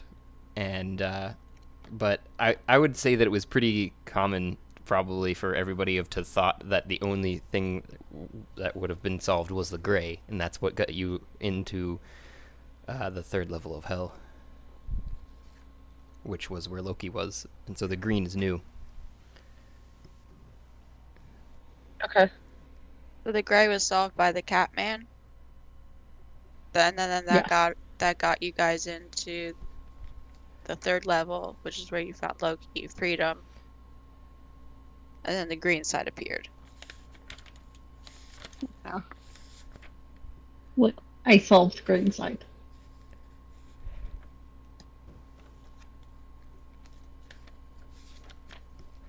Okay. Where were we when you Which- solved the side? I do not remember. Is there a way for We me had some time to rest. Is there a way for me to turn people's names on the map, or do you have to do that, Josh? You mean under their character tokens? Yes. I've fiddled It's a with it. DM thing. I've fiddled with it, but I've still yet to figure that one out. Okay. I was wondering that too. Unsolved mysteries.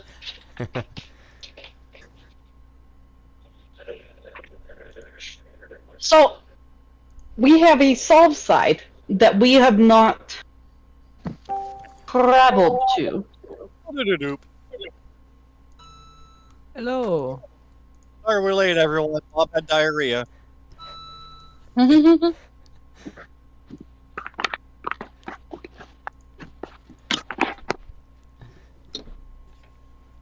It just clicked what I said.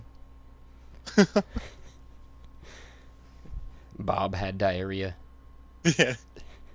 The snake. Is Bob with us? He's with Ash. He's still in snake form, right? Okay. Yep. Oh yeah. You guys are waking up. Both Flint and Ash are with Bob too, slithering in between your breasts. Ash, apparently just grabbing a hold, copping a feel while you're asleep. Like she can't say no.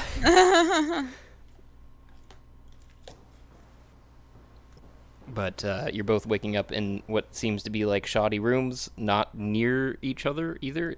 Flint, you realize there are 2 other empty beds near you, and Ash just seems to be the only bed in the room. I forget to fill in the fact that, Mario, you'd woken up on a carpet. Okay. At the room where the... So, did Mariel see the bird? Yes, but Ash cannot. Right. I know you guys can't see your screens yet, so I was letting you get in there and start figuring that out, but figured I'd give you that little tidbit. While you're looking around the room, you do see a door off to the left side of the room there, Flint. I go through the door.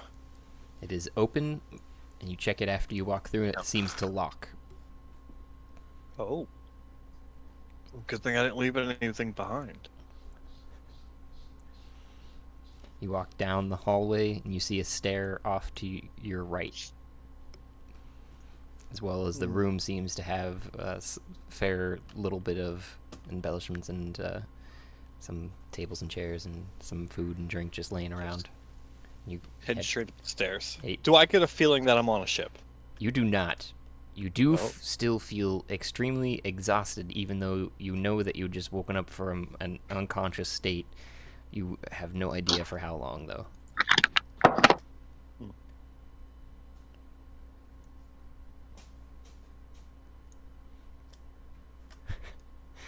This episode should be called Deja Vu.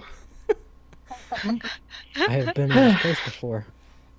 You guys also, Mame and Warren in particular, and Ruvik and Vermeira, but I think Ruvik and Vermeira weren't in the conversation as much as Mame with the dwarf, who alluded to what the different parts of this area have to offer. And some of those things include a dwarf. Do you remember? Go ahead. Dwarves were south, right? I thought they were northwest. Dwarfs are to the north. There is North? North.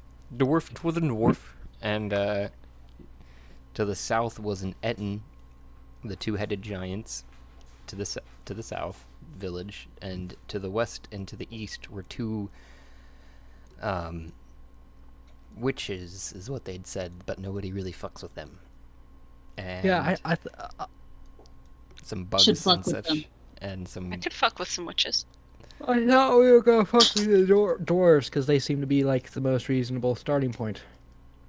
I think that was the plan before, but maybe the witches help us out with the black box.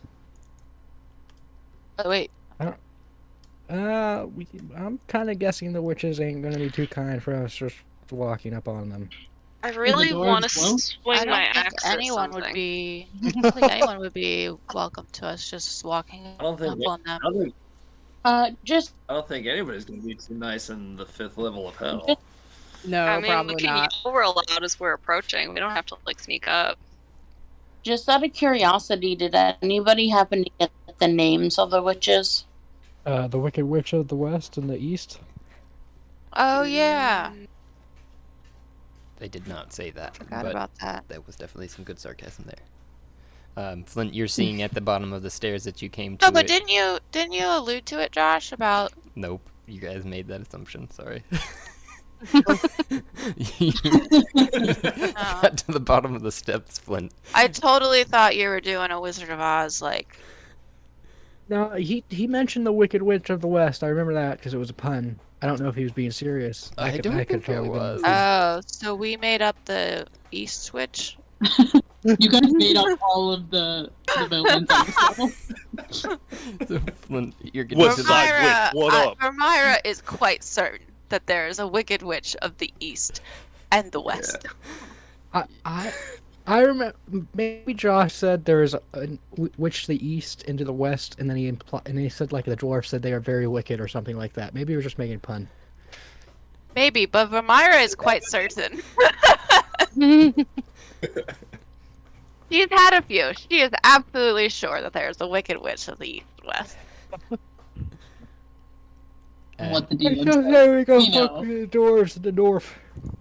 Ash, I'm guessing you woke up with Bob there. And And either I'm a giant or I'm in a really tiny room. you're in a very small room, you realize. and- Okay. And you get out of bed, and you sling Bob around your shoulders, and you're looking down with your head down so you could get him under there, and you see a ruffle of feathers attached under the bed. It looks like that not like feathers sticking out of the mattress, but maybe a wing. I'm gonna inspect this. You lean down under the bed, and you see Alone Nuisance unconscious under your bed, stuffed there unceremoniously. Okay, still unconscious. Alive? He's alive? Seems to be breathing, yes. Okay. I had a change of clothes in my bag. I'm gonna take out like the pants, and I'm just gonna kind of like swaddle him, and then attach him to my backpack. Okay. Full on Mando style.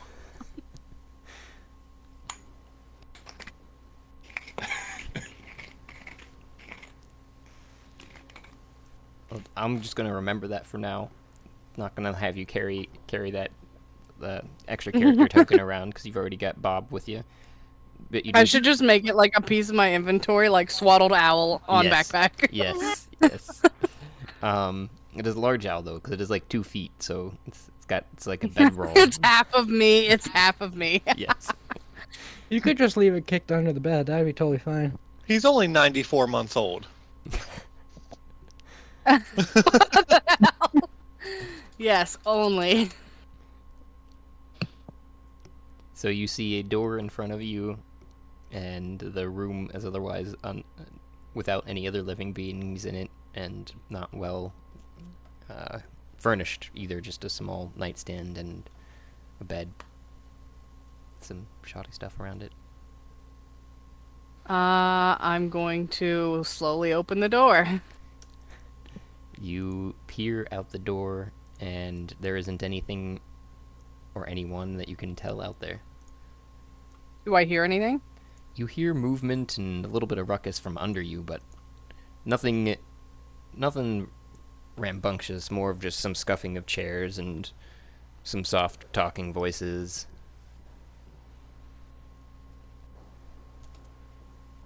I'm gonna step out into the corridor, and are there any? There's other doors around me in this hallway, right? There are, and you go to check the door behind you just as you leave, and it seems to lock. But there are there's a door straight across from your door, and 2 doors to the north, as well as you're seeing a window to the north and larger windows to the south, into a larger, grander area that is also to the south.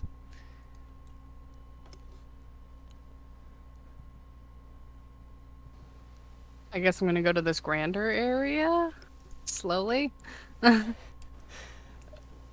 You notice a set of stairs. The first thing you noticed off to your right, your left actually, but to the right of the map there, that go down. Okay. And that's where the noise seems to be coming from? Yes, it does seem to get a little bit louder as you round the corner there.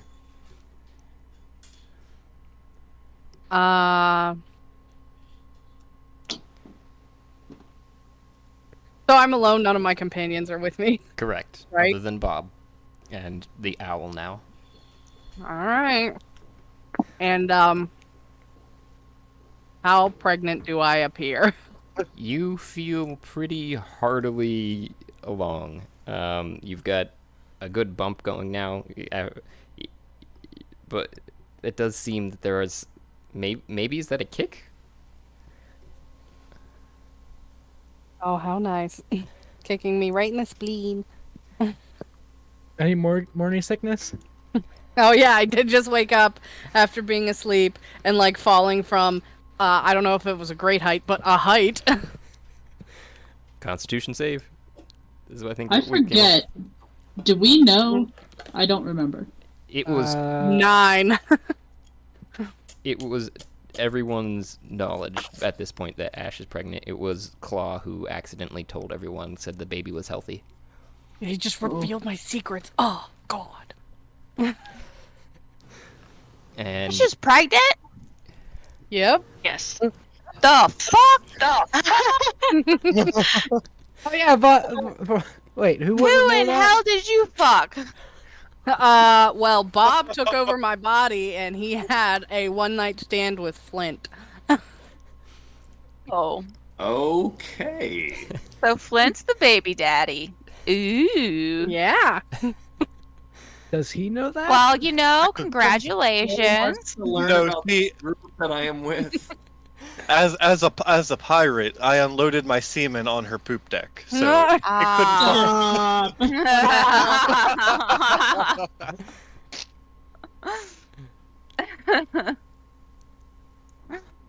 I couldn't do that. Was too perfect. I couldn't not do it. So you you nailed it. and her. So you walk down to the bottom of the stairs, Ash, and you see Flint, who's walking through a room filled with dwarves and what looks like two floating ethereal creatures, one behind the bar, one kind of just next to a post. And they're just sitting there floating there ominously, I should say, with Floating there ominously. Okay. appendages waving to no apparently, and just the one behind the bar is dealing out what looks like food and drinks every now and again to some of the patrons. Appendages. I like their faces. Oh, I lost Bob. Never mind. I see him. His So you said I see Flint?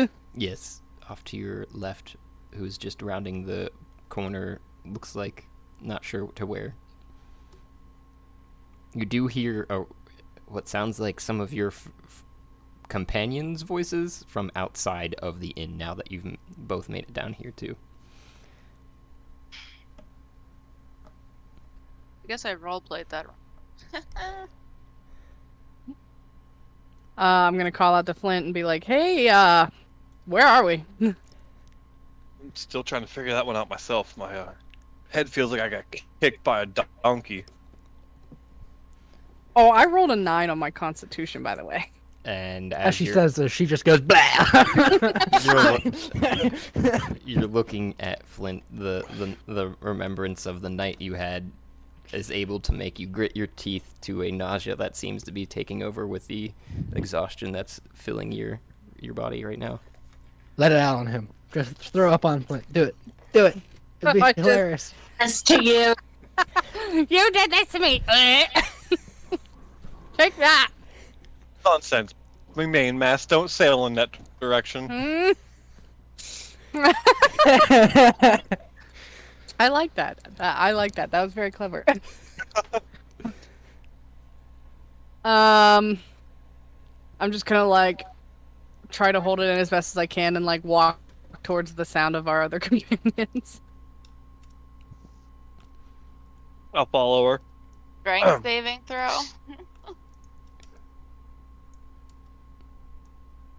Oh, I need to make a saving throw? No, I was just joking because you said you were gonna try to hold it in, so I was like, strength saving to see if you could actually do it. I love the idea that it's endurance to see if you upchuck, but it's a strength to see if you keep it in. Strength of will. I like that logic.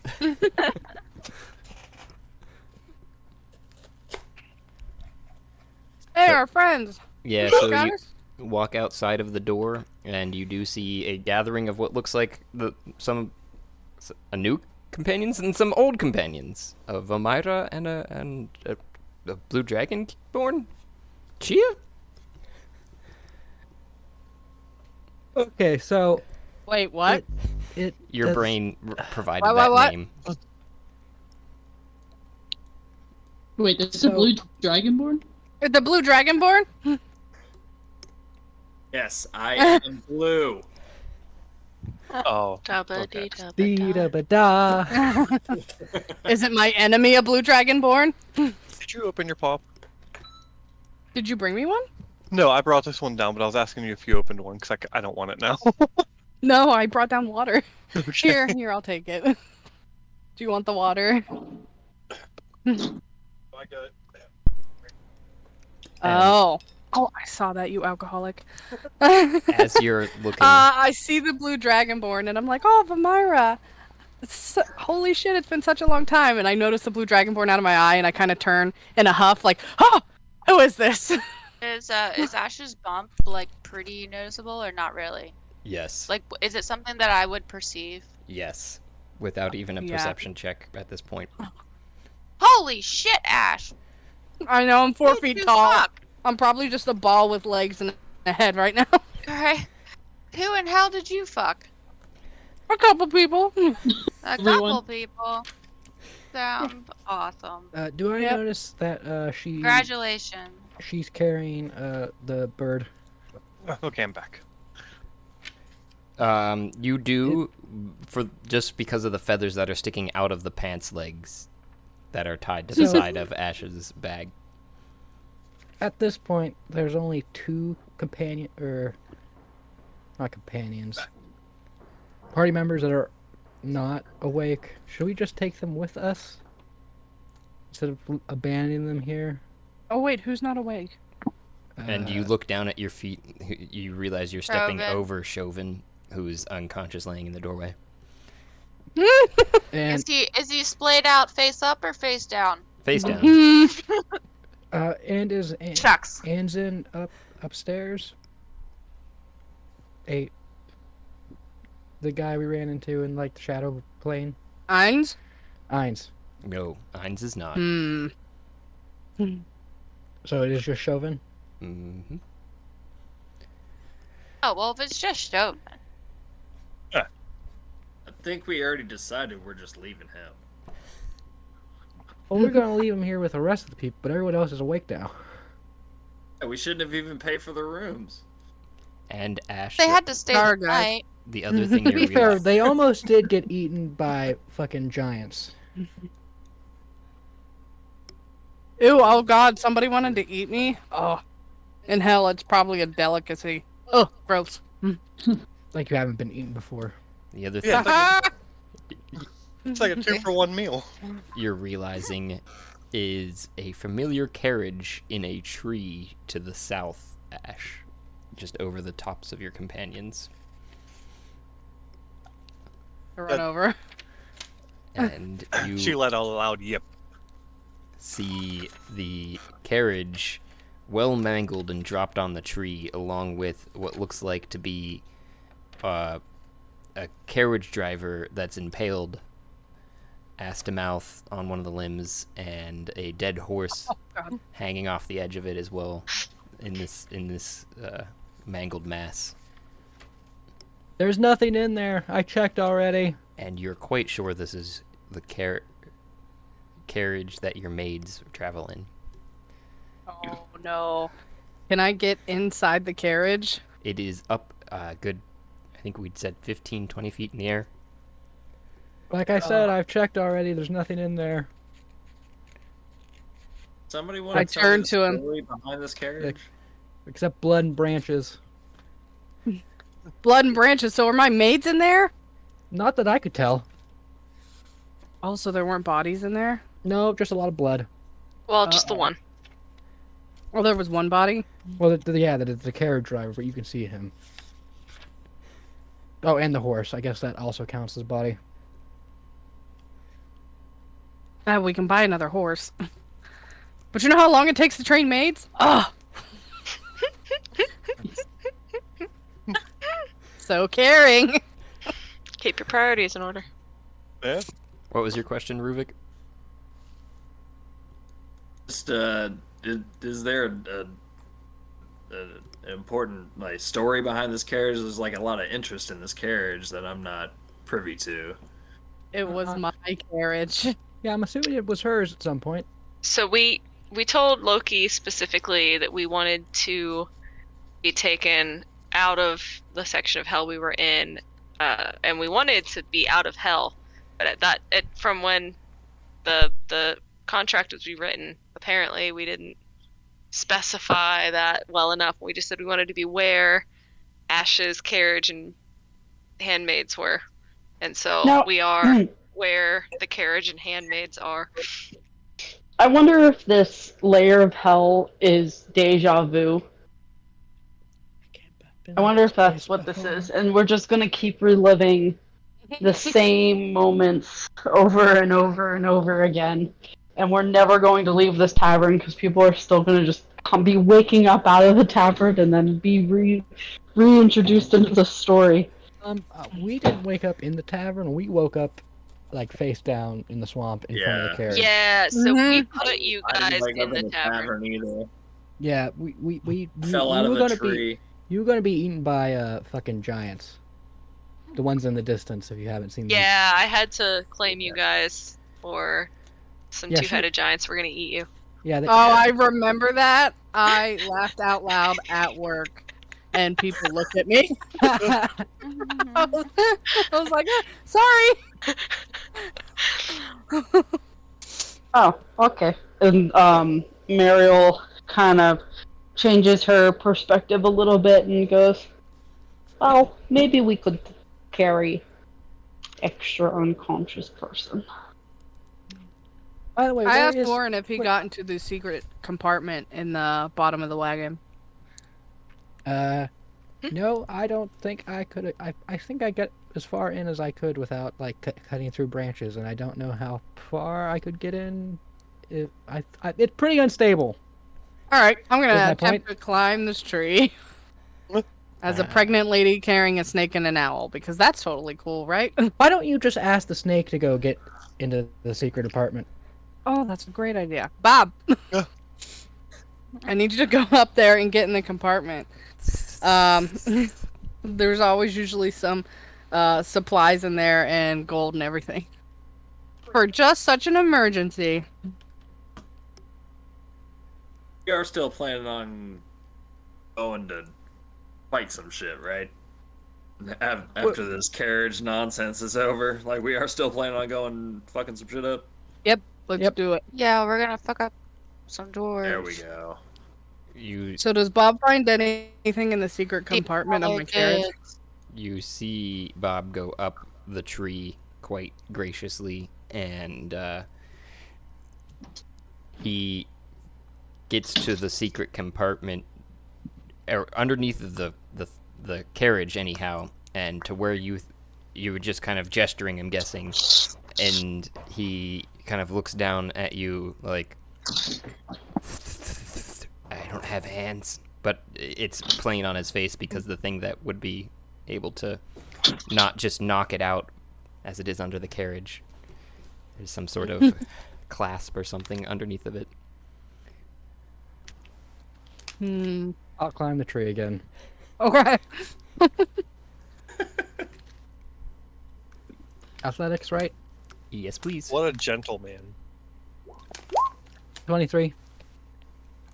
You just jump straight up. You don't even use your hands at first, and just walk on the branches as if they were stepping stones up to the bottom of it. And you reach in between an area that you hadn't quite noticed, but in a bushel of branches where Bob's head is stuck, and you feel for the clasp, and you are able to twist it, and the lid of it falls open, and you feel some stuff in your hands, but you can't quite see it at this moment. Is there any way for me to maneuver to where I can? You're leaning into the tree at this moment, so you would have to essentially grab onto another branch and maybe maneuver around to pull it out, but you could do something like that. Would that inquire another athletics? Yes. 19.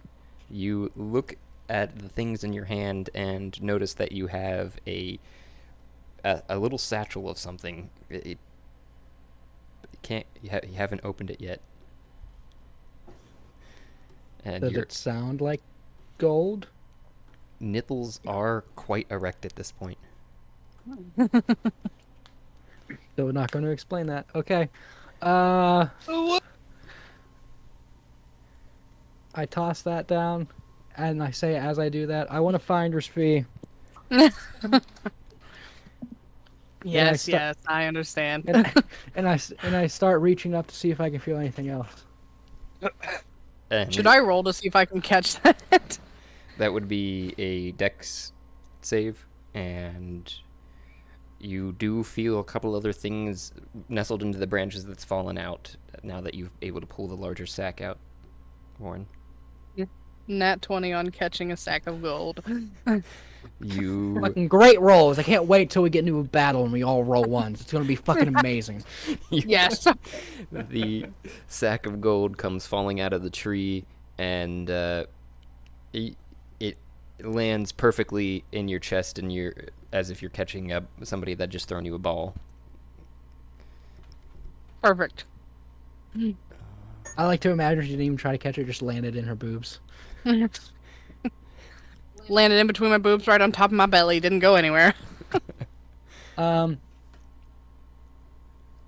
I have to like get the other stuff out, or it fell out. It fell out, but it's into the branches. It seems like. I'll try to grab it. And you pull it back, and you see another small sack, and what you kind of held onto with like a pinky and a thumb are two small statues. I say down to Ash, I got another sack of what I think is gold and two small statues. All right, perfect. Avoid dropping those, I believe. Okay, I'll drop the sack of gold and I'll pocket the two statues. I got another nat 20 for grabbing the other sack of gold. This time, as you're putting this first Loaded sack dice. into your bag, you do just catch it with straight into the middle of your bosom without even looking. Perfect. 2 for 2 from the foul line, Warren says to himself. Yes. And Bob's What's a foul line? It's a row of chickens. Oh. Yay. The man thinks he's clever. All right, how much gold is in these sacks? Bob slithers down and looks at the sack of gold and is like, "But my home." You look into it and you see it's filled with a couple different currencies for different regions, and you're not 100% sure just by looking in it.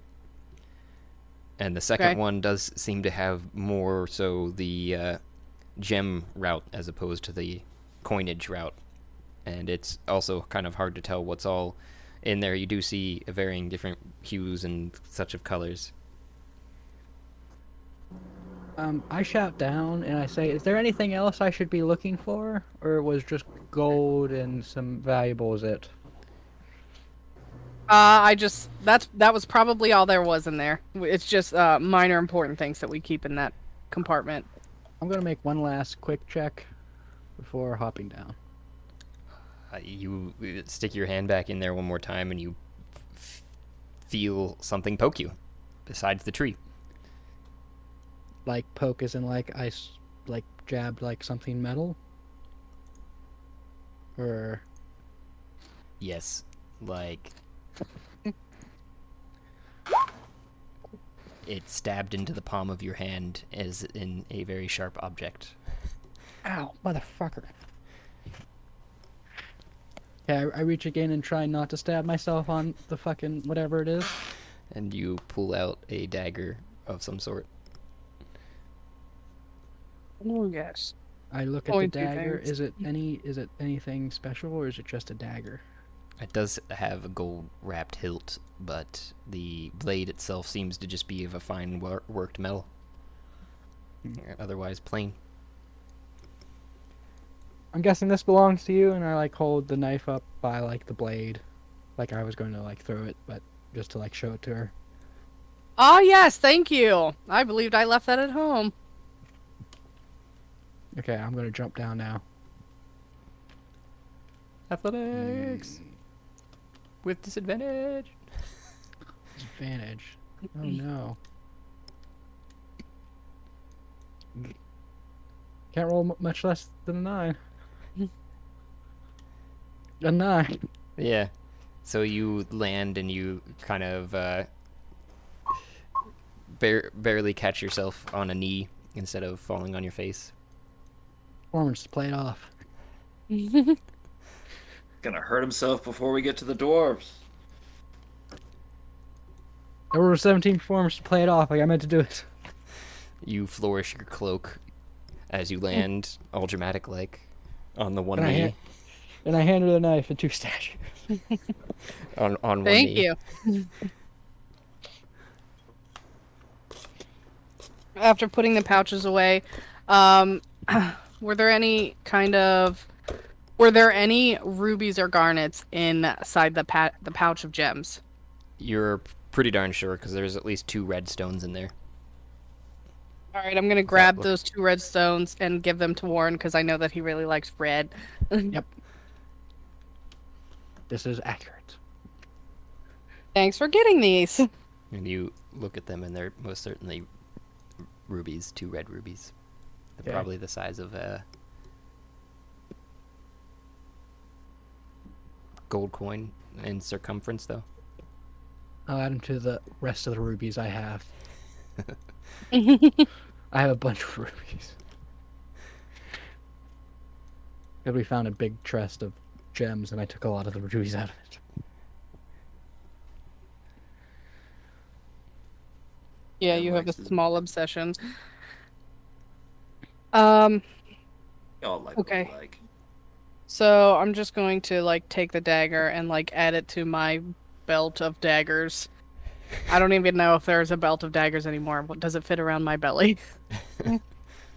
More of like a bandolier. Yeah, probably. Do I recognize these 2 statues? They seem to be just of a fine make. You don't recognize what deity, but because you weren't that careful knowing your deities, you just know that these are ivory and they've got 2 little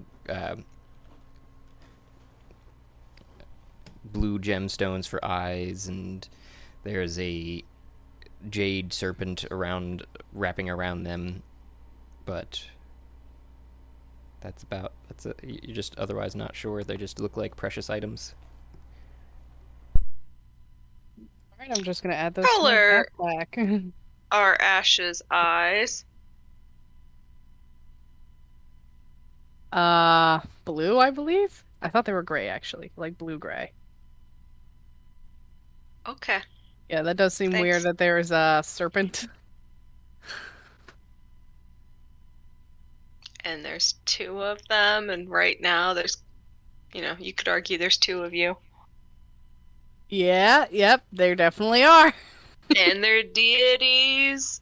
And so if we've been made gods, does that mean your unborn child is a god? Holy shit. It's a nymph. Or not a nymph. What are they called? Shit. Like a dryad. A demigod. No, so Sarah in Supernatural, like, it's like half god, half human. Oh, Demigod? yeah, but they had a title. Yeah, there's a title for it. Are we? I feel like we're getting dangerously close to this question, just like when we ran into the episode of like define good and evil. Like, are we gonna define the moment that a fetus becomes a child? Oh god. When does a fetus become a god? Oh. Let's see. So Hercules. Yeah. Oh, someone's gonna steal my baby! Alright, I'm gonna pack all this stuff up and let's head out. Fuck is his name called? Finally. Where'd Mariel head off to? I We've don't lost her. know. I realized that once I asked a question, she didn't answer. I'll follow up with her. But guys are heading off in a direction. North. Where are we to going? The dwarves. Dwarf north. Dwarf north. When I'm Why? coming. Why? Because it's either fight the witches in the east and the He's a west, Nephilium. or the Nephilium. south has giants, so the dwarves seem like Nephilium. Sorry. That's I what was it's looking called? up what. Yeah, it's Nephilium. Nephilium. Nephilium. Is that what I should name my child? I mean, if that's what you want to call them. Wait, how do you know we would have to fight the witches, though? hell, witches. We No can one charm here them. likes to says they don't really fuck with them because Right. they're We could Witches. make them their friends. I like witches. I have things to offer them. Well, I thought we wanted to fight something. I do want to fight something, not witches, though. That's why I We said can dwarves. start off Why we dwarves. decided to go north. Dwarves usually have gold and treasure. Yep.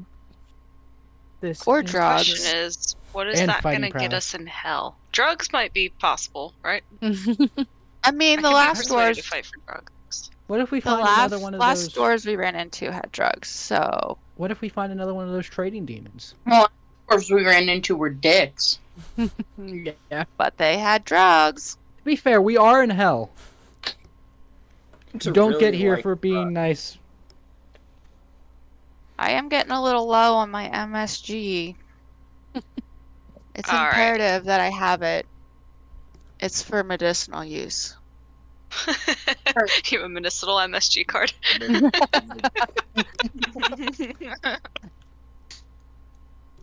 Only in certain regions. The chef should get that joke. Oh, he does. Make a decision. Man. So, I started walking north. Northwood. It looks like Northwood. there's docks. Yep, I just started marching. It seems like we're walking in north in two different directions. I started walking northeast like 20 minutes ago. Yeah, Zola's. Yeah, shit. northeast, I guess, is where we're gonna have to. Well, I is there- went didn't you hit water? northwest. Nope. Seems like most are going northwest. So I went northwest and I see some people. I went northeast. I went to the dock. I just went like on the other side of the Oh, it's all ale swampy here. tavern is alligators and water. Well, this doesn't look pleasant. So Yeah, that a there's just a dog? lot Are these of dinosaurs? swampy Like I said, water. the piles of bodies knitted by a grandma. yeah, Flint With love and and care. Zolas, you're looking upon what looks like a large, maybe mass grave of people just being thrown out into this area, with 15 feet, maybe 20 feet long to 10 feet tall creatures munching on the bodies, and you're realizing this ever-present smell of a putrid sense is very strong in this direction. The scent is strong with this one. Turn around. Uh-oh, stinky. Turn around. Yeah, you want to go fuck with the doors on the dock? Yeah, let's go fuck with dwarves. Okay, bye. Wait, we're not just running past the scene. I think the doors they were talking about are the ones on the dock. Yeah, so Mame, as you'd approached, they did kind of rankle their hides, if that's a good word for that. They huffed and just said, "You shan't enter," essentially, to Mame, who had been first to approach the dwarves Oh. to the north, it seemed like, at the bottom, at the dock. Oh, that's what the dwarves did. Yeah, here. Oh, I'm just gonna rah back at them and keep walking. 'Cause I don't really want to fuck with the water here. The water does not seem okay. Yeah, it's questionable. PTSD. Oh yeah, from what group does shoot. the water look like? Very murky. Murky? How deep is the water right next to this dwarf that's standing on the dock in front of me? I'm not really a fan of water.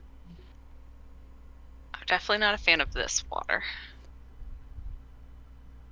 Josh. Yeah. Try and draw them on land. Nope. How deep is the water next to the dwarf that's standing in front of me? You are not sure just looking at it, at least. Like Is it at least is 4 very feet deep? It is very murky. It is pretty nearly impossible to tell. I Without- walk up to the dwarf and I say, "I'm pretty sure you dropped something in the water right there."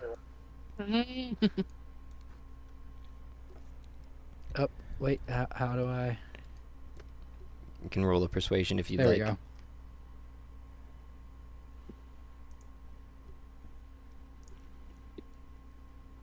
Five. Damn. Let the shit rolls begin. Is anybody told you? Whisper, are you sure about this? Is anybody else concerned with these animal-looking things that look like they're eating bodies? We already discussed this. We're not fucking with those things. We're going to fuck with the dwarves. Yeah, I'm walking past them. Fuck the dwarves. I want to walk past the animal things and leave them to their environmental disposal. Circle of life, it's fine. What they're supposed to be doing. Yeah. So They're performing their function. We are not. Get away from the fucking water. you You're supposed to be your worker. look at the dwarf and tell him that, and he just rumps at you with his hammer in hand. Oh, I haven't moved.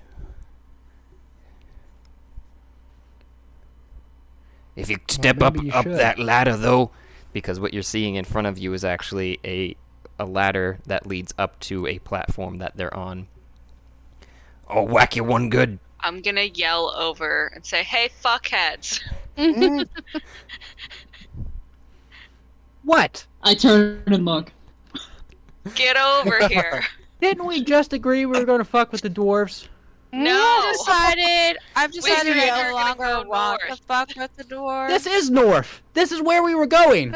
You said No. north, Yeah, not Way too north. close. There's water, so let's What? go east. Oh, These wait, are we're not the back in dwarves you were the- looking for. These punk ass dwarves? No, there's water. Fuck that. I don't want what they have. Is that where you are, Mame? Mame? I'm right here. As a point of like just contention, is those the dwarves you were talking about in the north, Yes. Josh? Yes. Okay. Those are the Just- dwarves to the just north, and what checking. else is beyond them? Nothing we're gonna find out because it's watery.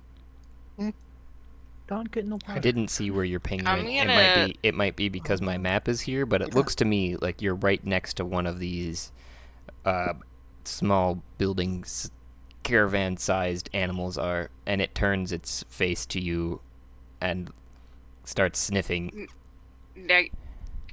Someone else is there. I'm at the end of the. Someone is there. It's just not me. Okay. Again, Someone with a bow. I don't think this is a great idea to fuck with these things. They're it's a great fine. Just go idea. scratch them behind the ear. Plus, Yeah, I but think are we we going can to get fight by. them? I thought we were going to fight something. Just think, if we could get a couple of these and we could ride them. Yeah. Griselda is there then. Is that who's here? Yeah. My map finally loaded again. It was having some troubles. It is sniffing you, and it starts salivating and starts to Oh. open its maw to eat you. Roll initiative. I cast minor illusion, and right here, I just make it look like there is a dancing roasted turkey Where? right here. I guess 10 feet to the right of the creature. Oh, I see it. I look. Whatever we're about to get into sounds so much worse than fighting dwarves. At this moment, Warren looks to Ruvik and he goes, "Do you want to just go fuck with those dwarves and let these assholes get themselves No, eaten?" like, finally, somebody in this group who is speaking my language. Like, can we please, get away from these nut jobs and do what we said we were gonna do? As this dancing turkey appear, I'm gonna reach a hand up Did you hear me? and Infernal, I'm just gonna say, good kitty. Oh, okay. I'm also gonna cast Thaumaturgy and make a roast chicken smell as well. If you can all roll me initiative, though, including Warren and Ruvik. Bruh. I'm These also motherfuckers. I'm They're also gonna get in my the level 1 dude killed. I'm also in the process of looking at this pile of bodies to see if it's just like bodies or if there's like things in there. It sounded like you said, I'm looking at this pile of hotties. not Hell bodies." yeah. I'm pretty sure that the guys inside said all these guys were people that they either killed or threw here. Right, but they might have things on them. And you're seeing quite certainly that these bodies are all stripped, pretty much mostly even naked, and if Damn. not just All right. lightly clothed. Where's initiative on? In true Beyond? fashion, I got a 2. In like the center at the top. Oh, That's right. I see it. Jesus Christ. Yeah. 18. Fuck me, man. Bruh. 11. I am so into these bodies. Nice and stinky. What's that? I What's that unholy song? I am determined to find. Where they're going to like the Something. body factory to do something Body unholy? shop. The body shop. There you go. I don't know. I still yell at kids for I being on my am- lawn. I'm just completely dumbfounded in the situation we have found ourselves in. Welcome to the group. Thanks, man. You've been properly initiated now. Yes. At least you didn't get covered with shit in your first run. Yeah. Yeah. Hey. Yeah, that was yeah. And you haven't mean, fought any giant Wait. spiders yet. I mean, And that- okay, wait. There's that's still not a time for the shit. Yeah, there's Well, not a turn. That's not maybe- a turn of phrase. That's like literal. Yeah. No, Yeah, no. I didn't- understand. I- I understand the implication. Like you guys were covered in fecal matter. I get it. I wasn't. I times. I came after that, and I decided to choose a different path. Yeah. Well, we should have chose the different path and stuck with the doors, my guy. I don't know what's about to happen now. Oh, I'm about to watch these assholes get themselves eaten. Oh. He's gonna eat that nice roast turkey over there. Right. Right. Or my Totally. axe, one of the two. This is fine. I'm not helping. Wow. Yeah. Way to be a Hey, you didn't team help me with player. you didn't help me when I fought the fucking shit. So you don't. Yeah. You got me turned into stone. You ran off. No, that wasn't my fault. You just happened to How be was I there. supposed to help you when you ran off? That's not even what I was talking about. No, the shit. I couldn't help you with the shit because you just took off. You didn't say, "Hey guys, we're gonna go do this thing." No. Mm. Well, begrudgingly, Volmyra got me out of the tree, so I might have to hang around for this one. But fuck. 6, Mario There's only 2 of these creatures. We could take them. Come on, we've killed bigger things. is not here right now. What kind of Uh, reaction does this thing have to me holding up my thing, nice kitty and infernal? Well, technically there's 3 of them, but okay. There's 3. So are we Yep, assuming there's one down there. Mariel followed us, or I would assume that, yeah. she probably Mario would- is sitting probably at the door with Chauvin. contemplating her tridecahedron? Yep. Oh, there are 3. Where? Ash, what did you get? An 11. Okay, thank you. I didn't see it down there. Myra was a 4. Warren. I guess 5. Okay. 5. Remember how I said we were gonna roll really well and then we're gonna get into a battle and roll all ones? That's I rolled a basically 1. what happened. That was in fact said. We are. It's about time we've gotten into a battle. It's been a long time since we fought anything. Yeah, it's just about time to get off. 5. You know, our favorite time to get into battles in this game. And here we go.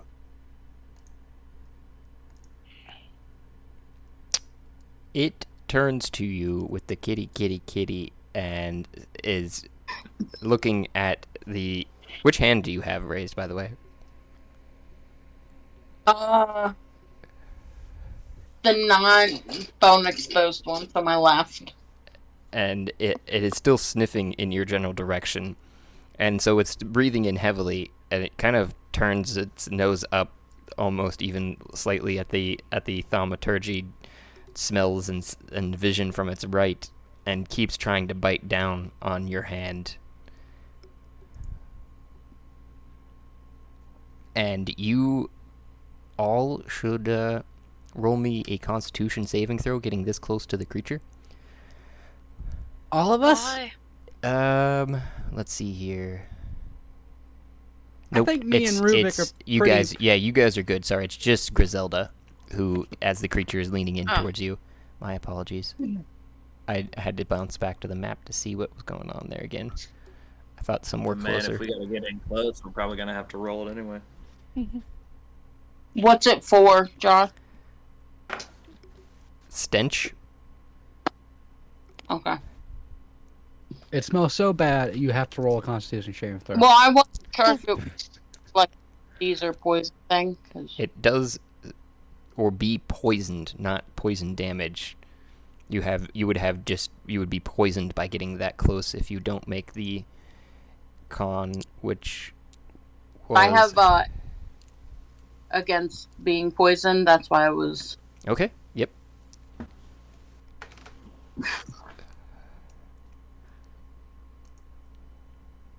I got a nat 20. Nat 20? Nice. So with my +1 to my Constitution, it's 21. Very nice. So the That's stench not +10. turns your nose up, but you're thinking to yourself, maybe not as any worse than my own whenever I don't go for bathing for out a while, and still chomps down Gross. on your hand. Who needs Don't hands? know why you would leave it out there like that. When I feel it like pressing down in Infernal, I'm gonna be like, no, bad dog. Is it a dog? More dog-like or cat-like? It is more cow-like, I was gonna say it looks kind of like a goat. very big. It says I tail. think it looks like a giraffe. It says tail, It's cute. but it is definitely a bite with 17 to hit. It's a what's that dinosaur with the club for a tail? Yeah, it's like furry one of those. Like It's an Ankylosaurus. Or... Furry Anky. It's a Stinkyosaurus. Does a 17 hit Oh, yeah. with 22 damage. The Stegosaurus. Jesus. I stand by Bruh. my thing to not fight these things. Nice. How much is yeah, that? How much? dwarves. How much was that for you too? Not looking at your health right this second. So I Oh, knew I'm it was... at. Go ahead. Why are there 4 unknown creatures? Hello. Hello? What? You're at what? Hello? Oh, I'm at 14. Oh, okay. It got it. You probably pull your hand back pretty quickly after the bite, and you realize you're losing at least a pinky and a ring finger. Damn it. Going great. I've gone so long dead without losing limbs. The tides have turned. Usually, you aren't the first one in front. I would say. How the turntables spin. We tried. We really did try. I was just following where everybody else was going. I saw, like, Mame and Ash and a couple other people up here, so I just started walking this way. Oh yeah, me and Mame like ran back and forth right there.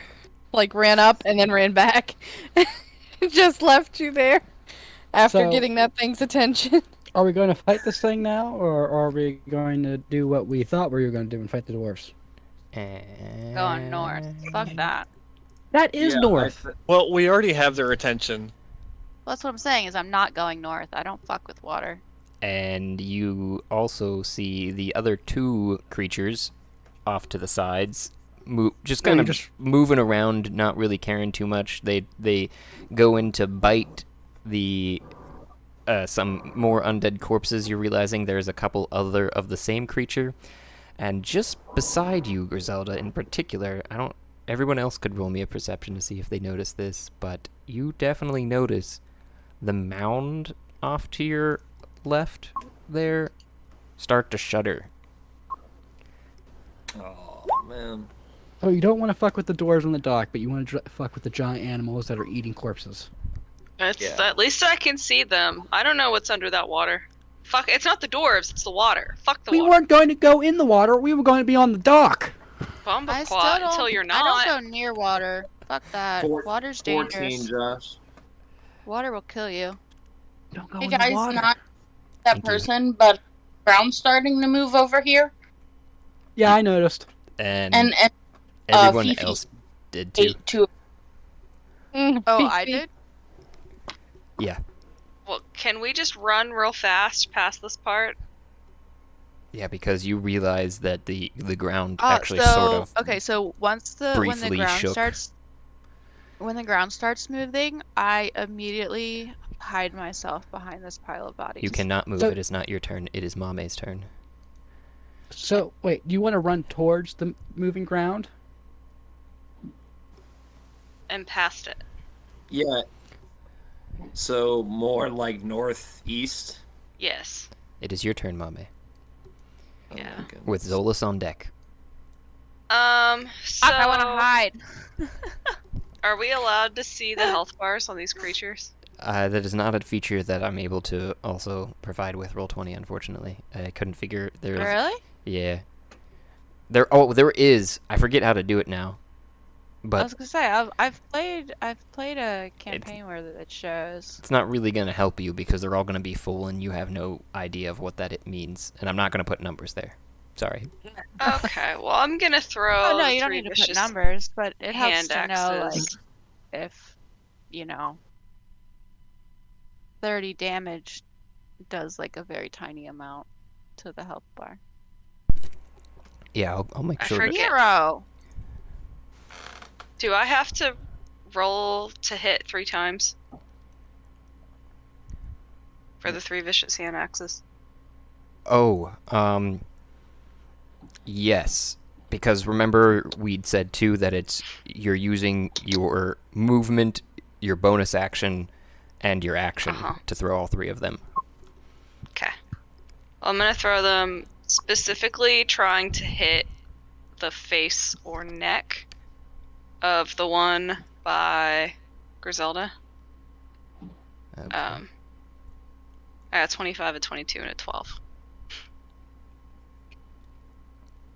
So the first 2 sink in the face region, and it does jerk back away from Griselda, looking more towards your direction. And the third one hits into its flanks just above its face, and it kind of buries into the harder flesh it looks like there, but it doesn't seem to do anything. It doesn't seem to draw blood where the other ones are bleeding this kind of greenish, blackish ichor out of its face and neck region where the first 2 hit. For a total of 30 damage. Good stuff. And it looks pretty battered from that, as in it's hurting. It is not happy. I'll try to work on those health bars, but Okay, that's fine. Worries. it is Zolas's turn if you are done with yours. With Ash on Yeah, deck. that's all I can do. All right, Zolas. Yeah. I hate you all. Welcome back. I didn't want to be in this situation either. I just, Zolas likes to have a plan, and I feel like we're just blindly stumbling into a situation. So Oh no, we are. We absolutely are. But this is totally in character for us. I just want to add, right? It's not like we've never done this before and we always follow the plan. Oh, I get it. You just got it. This is session number 2 for me, so like I'm like learning on the absolute fly here. I know it's completely in character, and it's completely in character for Zolas to be irritated about it. So yes, it is. I'm gonna just like back it up maybe 20 feet because I feel like that thing could annihilate me because I'm squishy. And I guess I'll cast Firebolt at it because like everyone else is attacking it, so why not? Why not? Firebolt, not Fireball. Firebolt. I like that. Only 12 to hit though.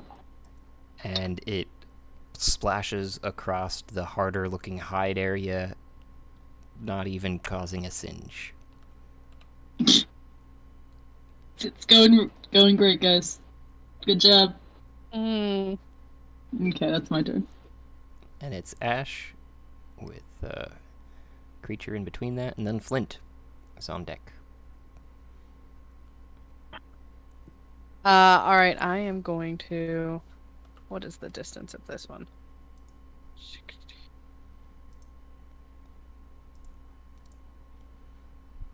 I'm just gonna move right here. And I'm going to cast Ice Knife and just chuck it at the creature.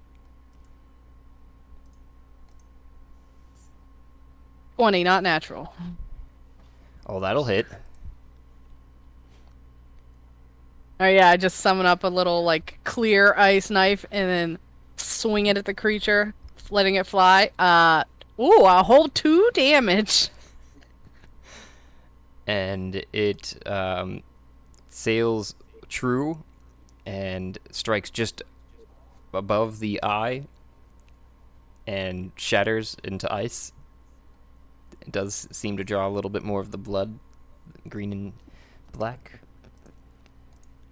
That's cool. I'm gonna use more of my movement and go right here. Behind the big mommy. Yes.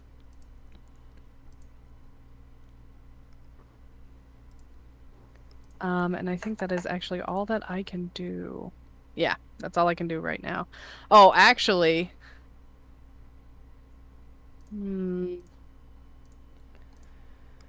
I could give Bardic Inspiration. Who needs it? That would be super helpful to everyone, I think. Probably Griselda. Yeah, I'm gonna give it to Griselda. I'm just gonna kind of like lean out from behind Mame. Be like, you go, bitch. You tame that pet. You make it your bitch. And then duck back behind Mame. And then we have a plant on top of this mound turn, and you see this brilliant green and gold flower atop it. Wait, where are we looking for this Like the mound? Mario flower. Is it gonna shoot fireballs at us? Yeah, Oh, that's okay. black for me right now. That's like Yeah. an obstruction. Same. Mm-hmm. It's a large flower. Help. How? 5, 10, 15, 20. I gotta do a lot of things here.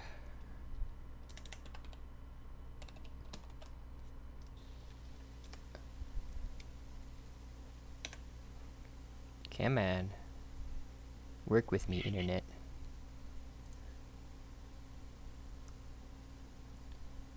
Oh, that's right, I didn't like any of these flowers. Well, we're gonna go with it. Does not look like this. Looks like very much like a flower that's walking on vines. And it walks off of the top of the mound down, and one of its tentacles, it's probably actually more like this, reaches out towards Griselda Oh god. for a smack. Looks like. Did that come through? A 20 to hit. Jesus. Oh my. And you have advantage on poison, you said? So I have resistance to poison, and then I have advantage against being, like, against disease and being poisoned. Oh, okay, but not like poison. So the poison damage would be halved, I see, for the resistance. Because the bludgeoning damage was a total of 11, and the 15 was the poison damage, which makes it that 26, but the 15 would be halved, so you would only be taking round down to 7. So 6 or 18. Yep. Oh. So you're laying there unconscious with the softest, faintest trickle of blood doesn't seem to be coming out very fast from the broken appendage. Then it would be Flint's turn, with Ruvik on deck and Warren to follow. Warren, seeing this, says, "God damn it. She's the healer." She is. Yep, I am. Oh. Damn. We've almost got this one. We can focus on this one and get it out. Take out the flower after that. Take them out one at a time. Yeah, I have a thing. I just have to say, it's going exactly how I said it was going to be going. Thank you for that one up. I will take that. So, would Griselda be considered a creature? Everything is a creature. 15, 20, 25. Okay, well, I want to use my blood curse of bloated Nope. Blood curse of the fallen puppet. That's what it is. Ooh, that's a lot of text. Oh, Jeebus, yeah, it is.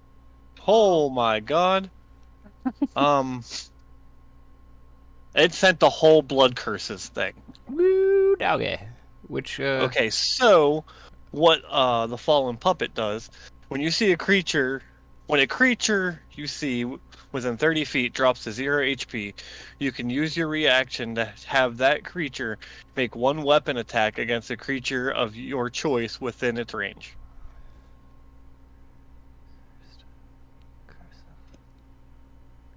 You're gonna So you can basically animate Griselda. poorly disappointed in my weapon attack. Oh. Well, on first hand, I was like, "Oh, okay, I can just make her do an action." Then I saw the weapon attack. The fine print fucks me all the time. Yeah. Yeah, so you could do that technically on Griselda's turn, or on the creature's turn when it knocked Griselda unconscious, because it's a reaction. So this isn't even taking one of your turns, even though it is your turn. Yeah. You move up to half its... You can first cause the cursed creature to move up to half of its speed, and you grant a bonus to its attack. Half its speed, that sounds like bloated agony. No. So here, puppet. When a creature you can see within 30 feet of you drops to 0, you can use your reaction to instill the creature with a final action of aggression. The creature immediately makes one weapon attack against a target you choose within its range. Amplify. If you first cause the cursed creature to move up to half of its speed, and you grant a bonus to its attack roll equal to your intelligence modifier. And then it says Curse of the Fallen at the very end. Maybe that's what that is.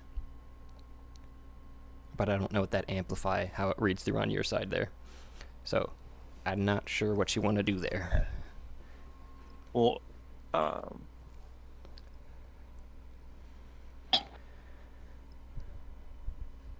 No, it's not amplified because I have to do that before all this goes down. Okay. I see. I think I remembered having that discussion now. So you do make Griselda strike out with... Yes, the chipmunk bee beaver dog cow thing. What was your attack there, Griselda, that you're doing? Well, so I'm guessing he's just gonna make me like bonk it with my staff. If that's what That's- you're holding, yep. What? And Yeah. For simplistic sake, can we just call it the body eater? What was that, Griselda? Okay. Griselda's cutting out super bad. Is that just me? No, it's... No, I got it too. hit. Okay, something to hit. That's what I heard. Yeah, could you repeat that? Sorry. Oh, typing. 5 does not hit. This is why I don't use melee weapons. So For simplistic sake, It can we was just just call a them the chance body to eaters? do a little something. I'm guessing too, just for your understanding, is it looks like Griselda was fainting and then just kind of, huh, and staff bounced off of its face, not doing anything, and then fell back down to the ground.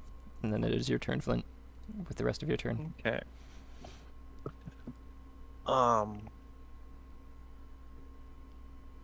If I use animal handling, would I be able to scan this thing for like weak spots? Cause like it has like kind of like a cowish body.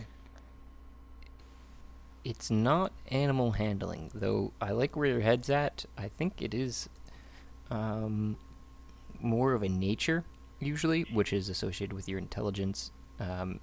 Though perception could be one of them, too, just for simplicity's sake, for trying to just see if there's anything that you're looking, like, visibly over it, like you said.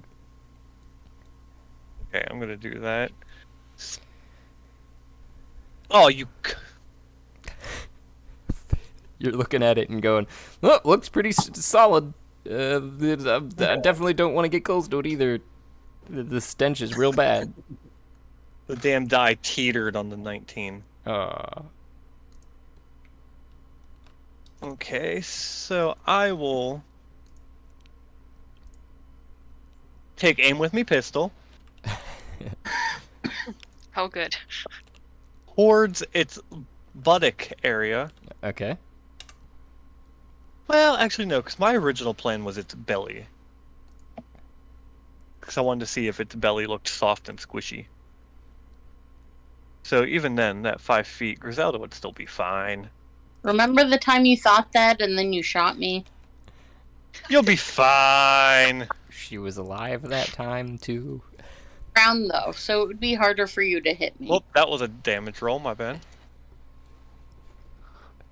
14. Yeah, also, doesn't that if you do hit her, doesn't that cause like an instant like death save? Or, like a failed death save? Yeah. But in this case, you did hit. Yay! Not me. So, do you want to just take that previous damage? Because I that's didn't fine. mean to roll that one. That's fine. And So the exploding. yes, it is. Why can I never remember? Da, da, da, da.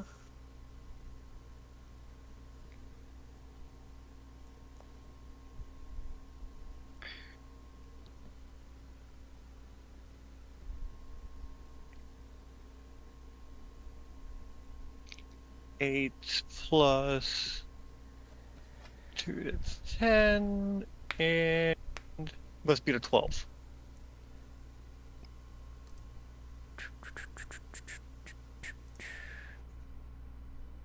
$13. Nope, 15. Forgot to add the modifier for a second. Hey.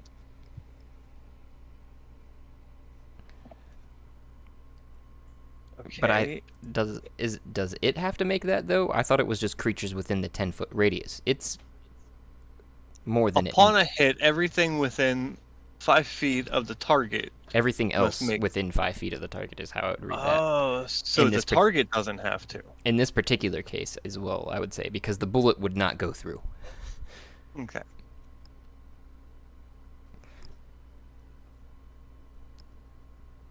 Alright, and then I'll use my bonus action to shoot again. Oh, did you do the damage? Oh, no. For the explode. Yeah. Explosions! 5. Explode. So, total of 11. And you're going to shoot again. Yes.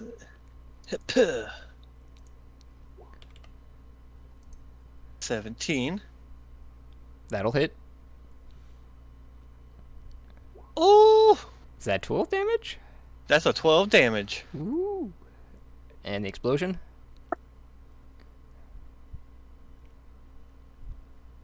Five. That's just a death kill if you want to describe it. Murder. So as I These things aren't that scary. said, I was aiming for his gut. Is there udders? Can you notice udders, or is it just flat like bull? From your angle, you should be able to see that there is a fifth leg in this guy's case.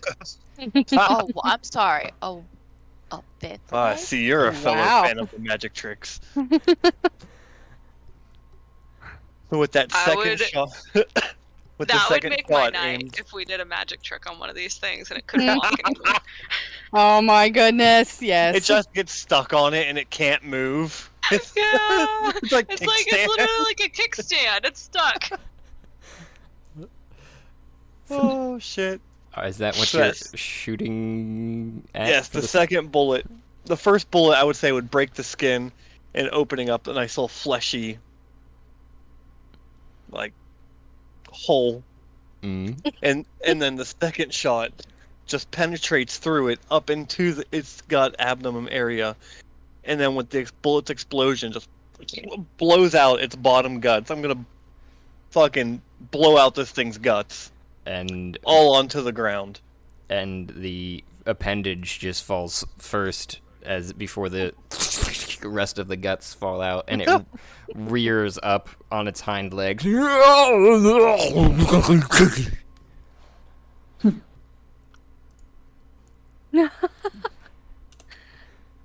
Very dramatic What? death. What did it sound like? I'm hoping you heard that at least. I did. I just wanted to hear it again. I don't know No, how you're supposed to say no. My headset cut out.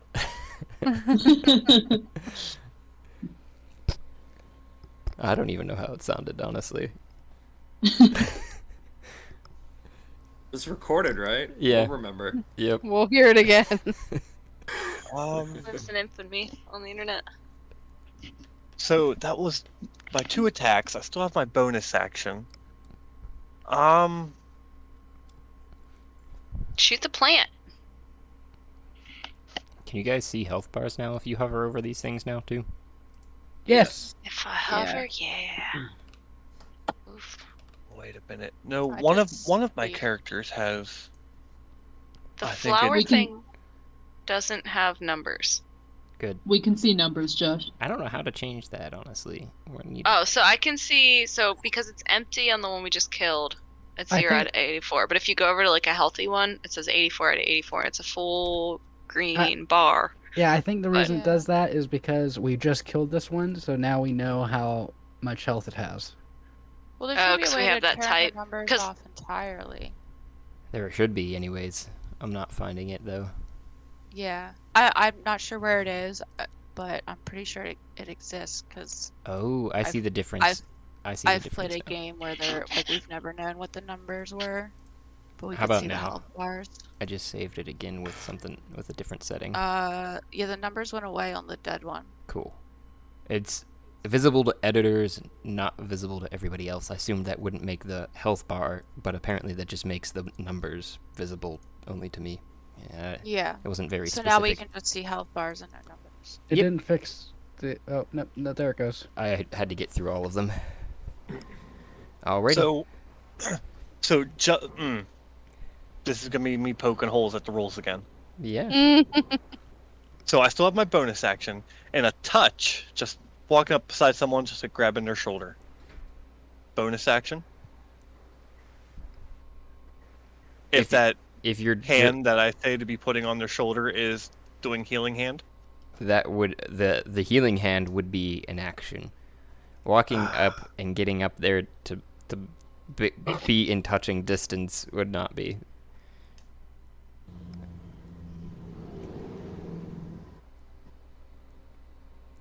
Okay, because I still don't know what that other thing can do. Does healing hand say it doesn't work on undead or constructs? You know what? I forgot about that. I've got something that works on undead and constructs. Flower large. The flower is walking on these tentacles. Like I'd said, each tentacle is easily a 5-foot tentacle, and the flower, it stands stem to roots, even tip of the flower petals, sorry, to the roots, at least 15, if not 10 or 15, varying depending upon how it's situated at the time. Oh, wait, Jeff, you said you have a healing spell that works on? Yep. She's been planning. Are you done with your turn there, Flint? Oh, go ahead, sorry. Nope, I know what I'm doing. So, it's been a while, I'm sorry. You're good. So I'm going to use Mystic Frenzy,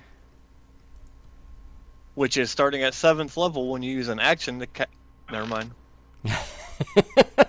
I read it backwards. I'm done. Ruvik, I read it backwards. Ruvik is up, and then Warren, you're on deck, with Vomira following shortly after.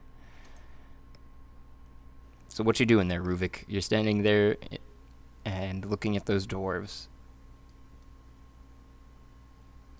Alright, so... can't head towards the dwarves now. We're in the middle of this. Do the other... the two other cow-like creatures down there in the southeast there, do they react to their buddy going down at all? Do they make any sort of reaction? Do they notice anything? They seem to make a reaction, but more so visually in a pulling away, especially when the flower came down. They haven't moved yet because this is all stop action combat. I know this is kind of your first run at it here, but we're at the point where each one of these rounds are only 6 seconds. Each one of these turns, sorry. I gotcha. I forgot about that part. No worries. It's a hard thing to picture whenever I make free action at being able to be talking to, so you can kind of chatter and think about what you're going to do with your compatriots a little bit more, usually. Yeah. We got a teammate that needs help. I don't know, guys. Are we going to take down this flower next? Is that the plan? I think It's that would be closest the to us. smartest thing to do. Yeah, I'd say target the flower and get Griselda out of there. Alright.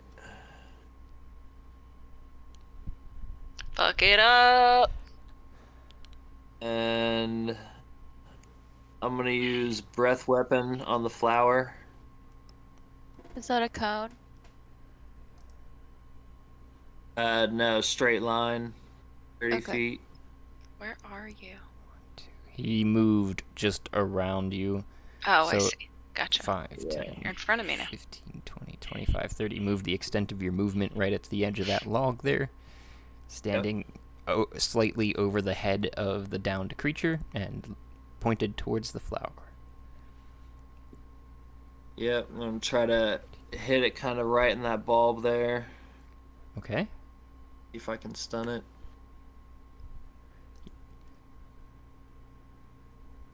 You got it there? You're gonna click it on your end and send it through here into the chat from D&D Beyond. That come through.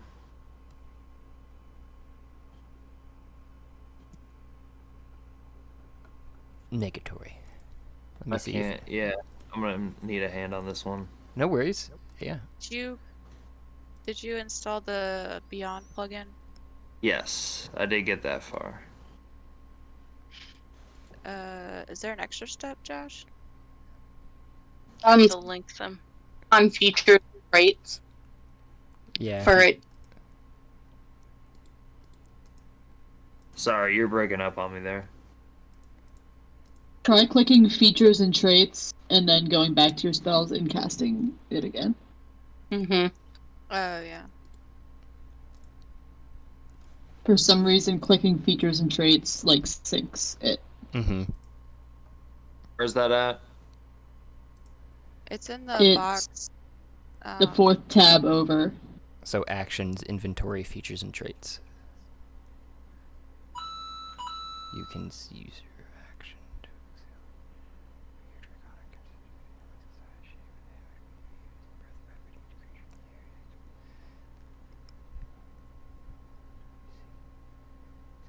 I'm sorry, guys. It's on the left half of the screen. Or sorry, the right half of the screen. Just below armor class, if you see that.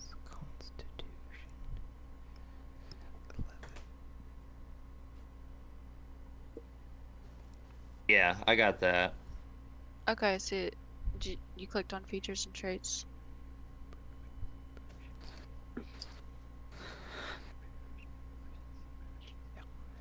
I see reaction. Just above reaction, there's like another line of tabs that says features and traits, inventory, spells. It's at the very top of that box. If you're on your character sheet page. Sorry, I had to maximize that screen. Okay, my bad.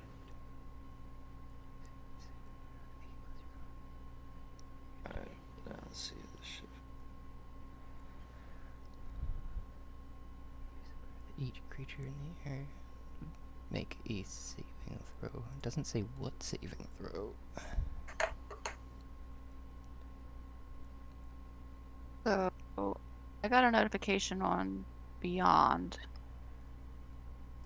Yep. Yeah, I seen the damage for the first one too, which was 9, as opposed to this 4 that you just rolled. Yeah. Which I'll still Yeah. accept. I'm just looking back to see the and that's what I was doing while you guys were trying to figure that out. And that's what that.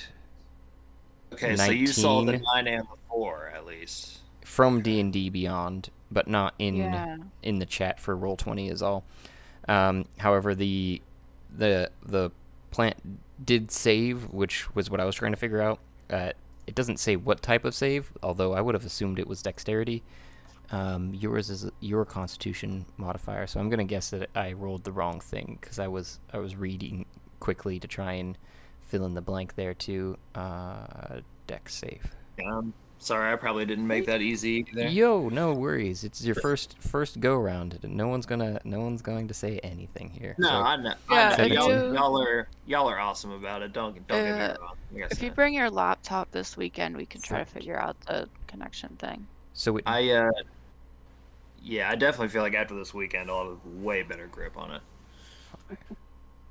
522. So it did mostly save. So what happened there? You're visually seeing is if you want to enact your breath weapon yourself, act it out. But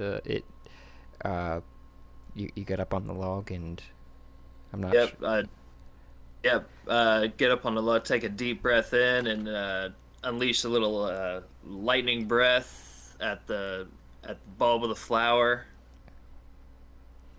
With the roar that you let out and the lightning that goes forward, it does seem to strike, but it's on most of the petaled leaves of it as it kind of dissipates across the front of it, almost as if it was reflecting it a little bit. But it Breath weapon and automatic hit. no, it's the DC for this is its saving throw plus 8 gotcha, down here. That's what I was reading through. I already went through Gotcha. that whole deal. I was just curious, not. That's why I was reading it rather than, but You have a bonus action, and you moved your movement, so you can't move any farther than that spot. But you can, if you have anything that's a bonus action, use that. Do I have anything that's a bonus action? If you go to the tab bonus action. Yeah. No, I don't. That's it for my turn. I don't have any bonus action. Okay. It does look like you're... Okay. So then it would be Warren with Vamira on deck. And we are at 10 o'clock. A grand and wonderful thank you for those who took the time and made it here, to the end of the episode, where I know sometimes we are long-winded, and others we are just dead silent. I don't know what to tell you. This is raw here, folks. Please remember to like and subscribe, and you can help support us just by listening. But you can also provide even more support, if you like, by going to Anchor FM page and following the support link there. If you do so, I will personally work in an NPC or an idea, whatever you'd like to hear played out. If you want, you can get a hold of us through one of our many options, including voice messages on Anchor FM, or DM to our Twitter, or any other social media that you can find us, YouTube, etc. You can share your ideas, otherwise listen for the shout out and thank you for making it through.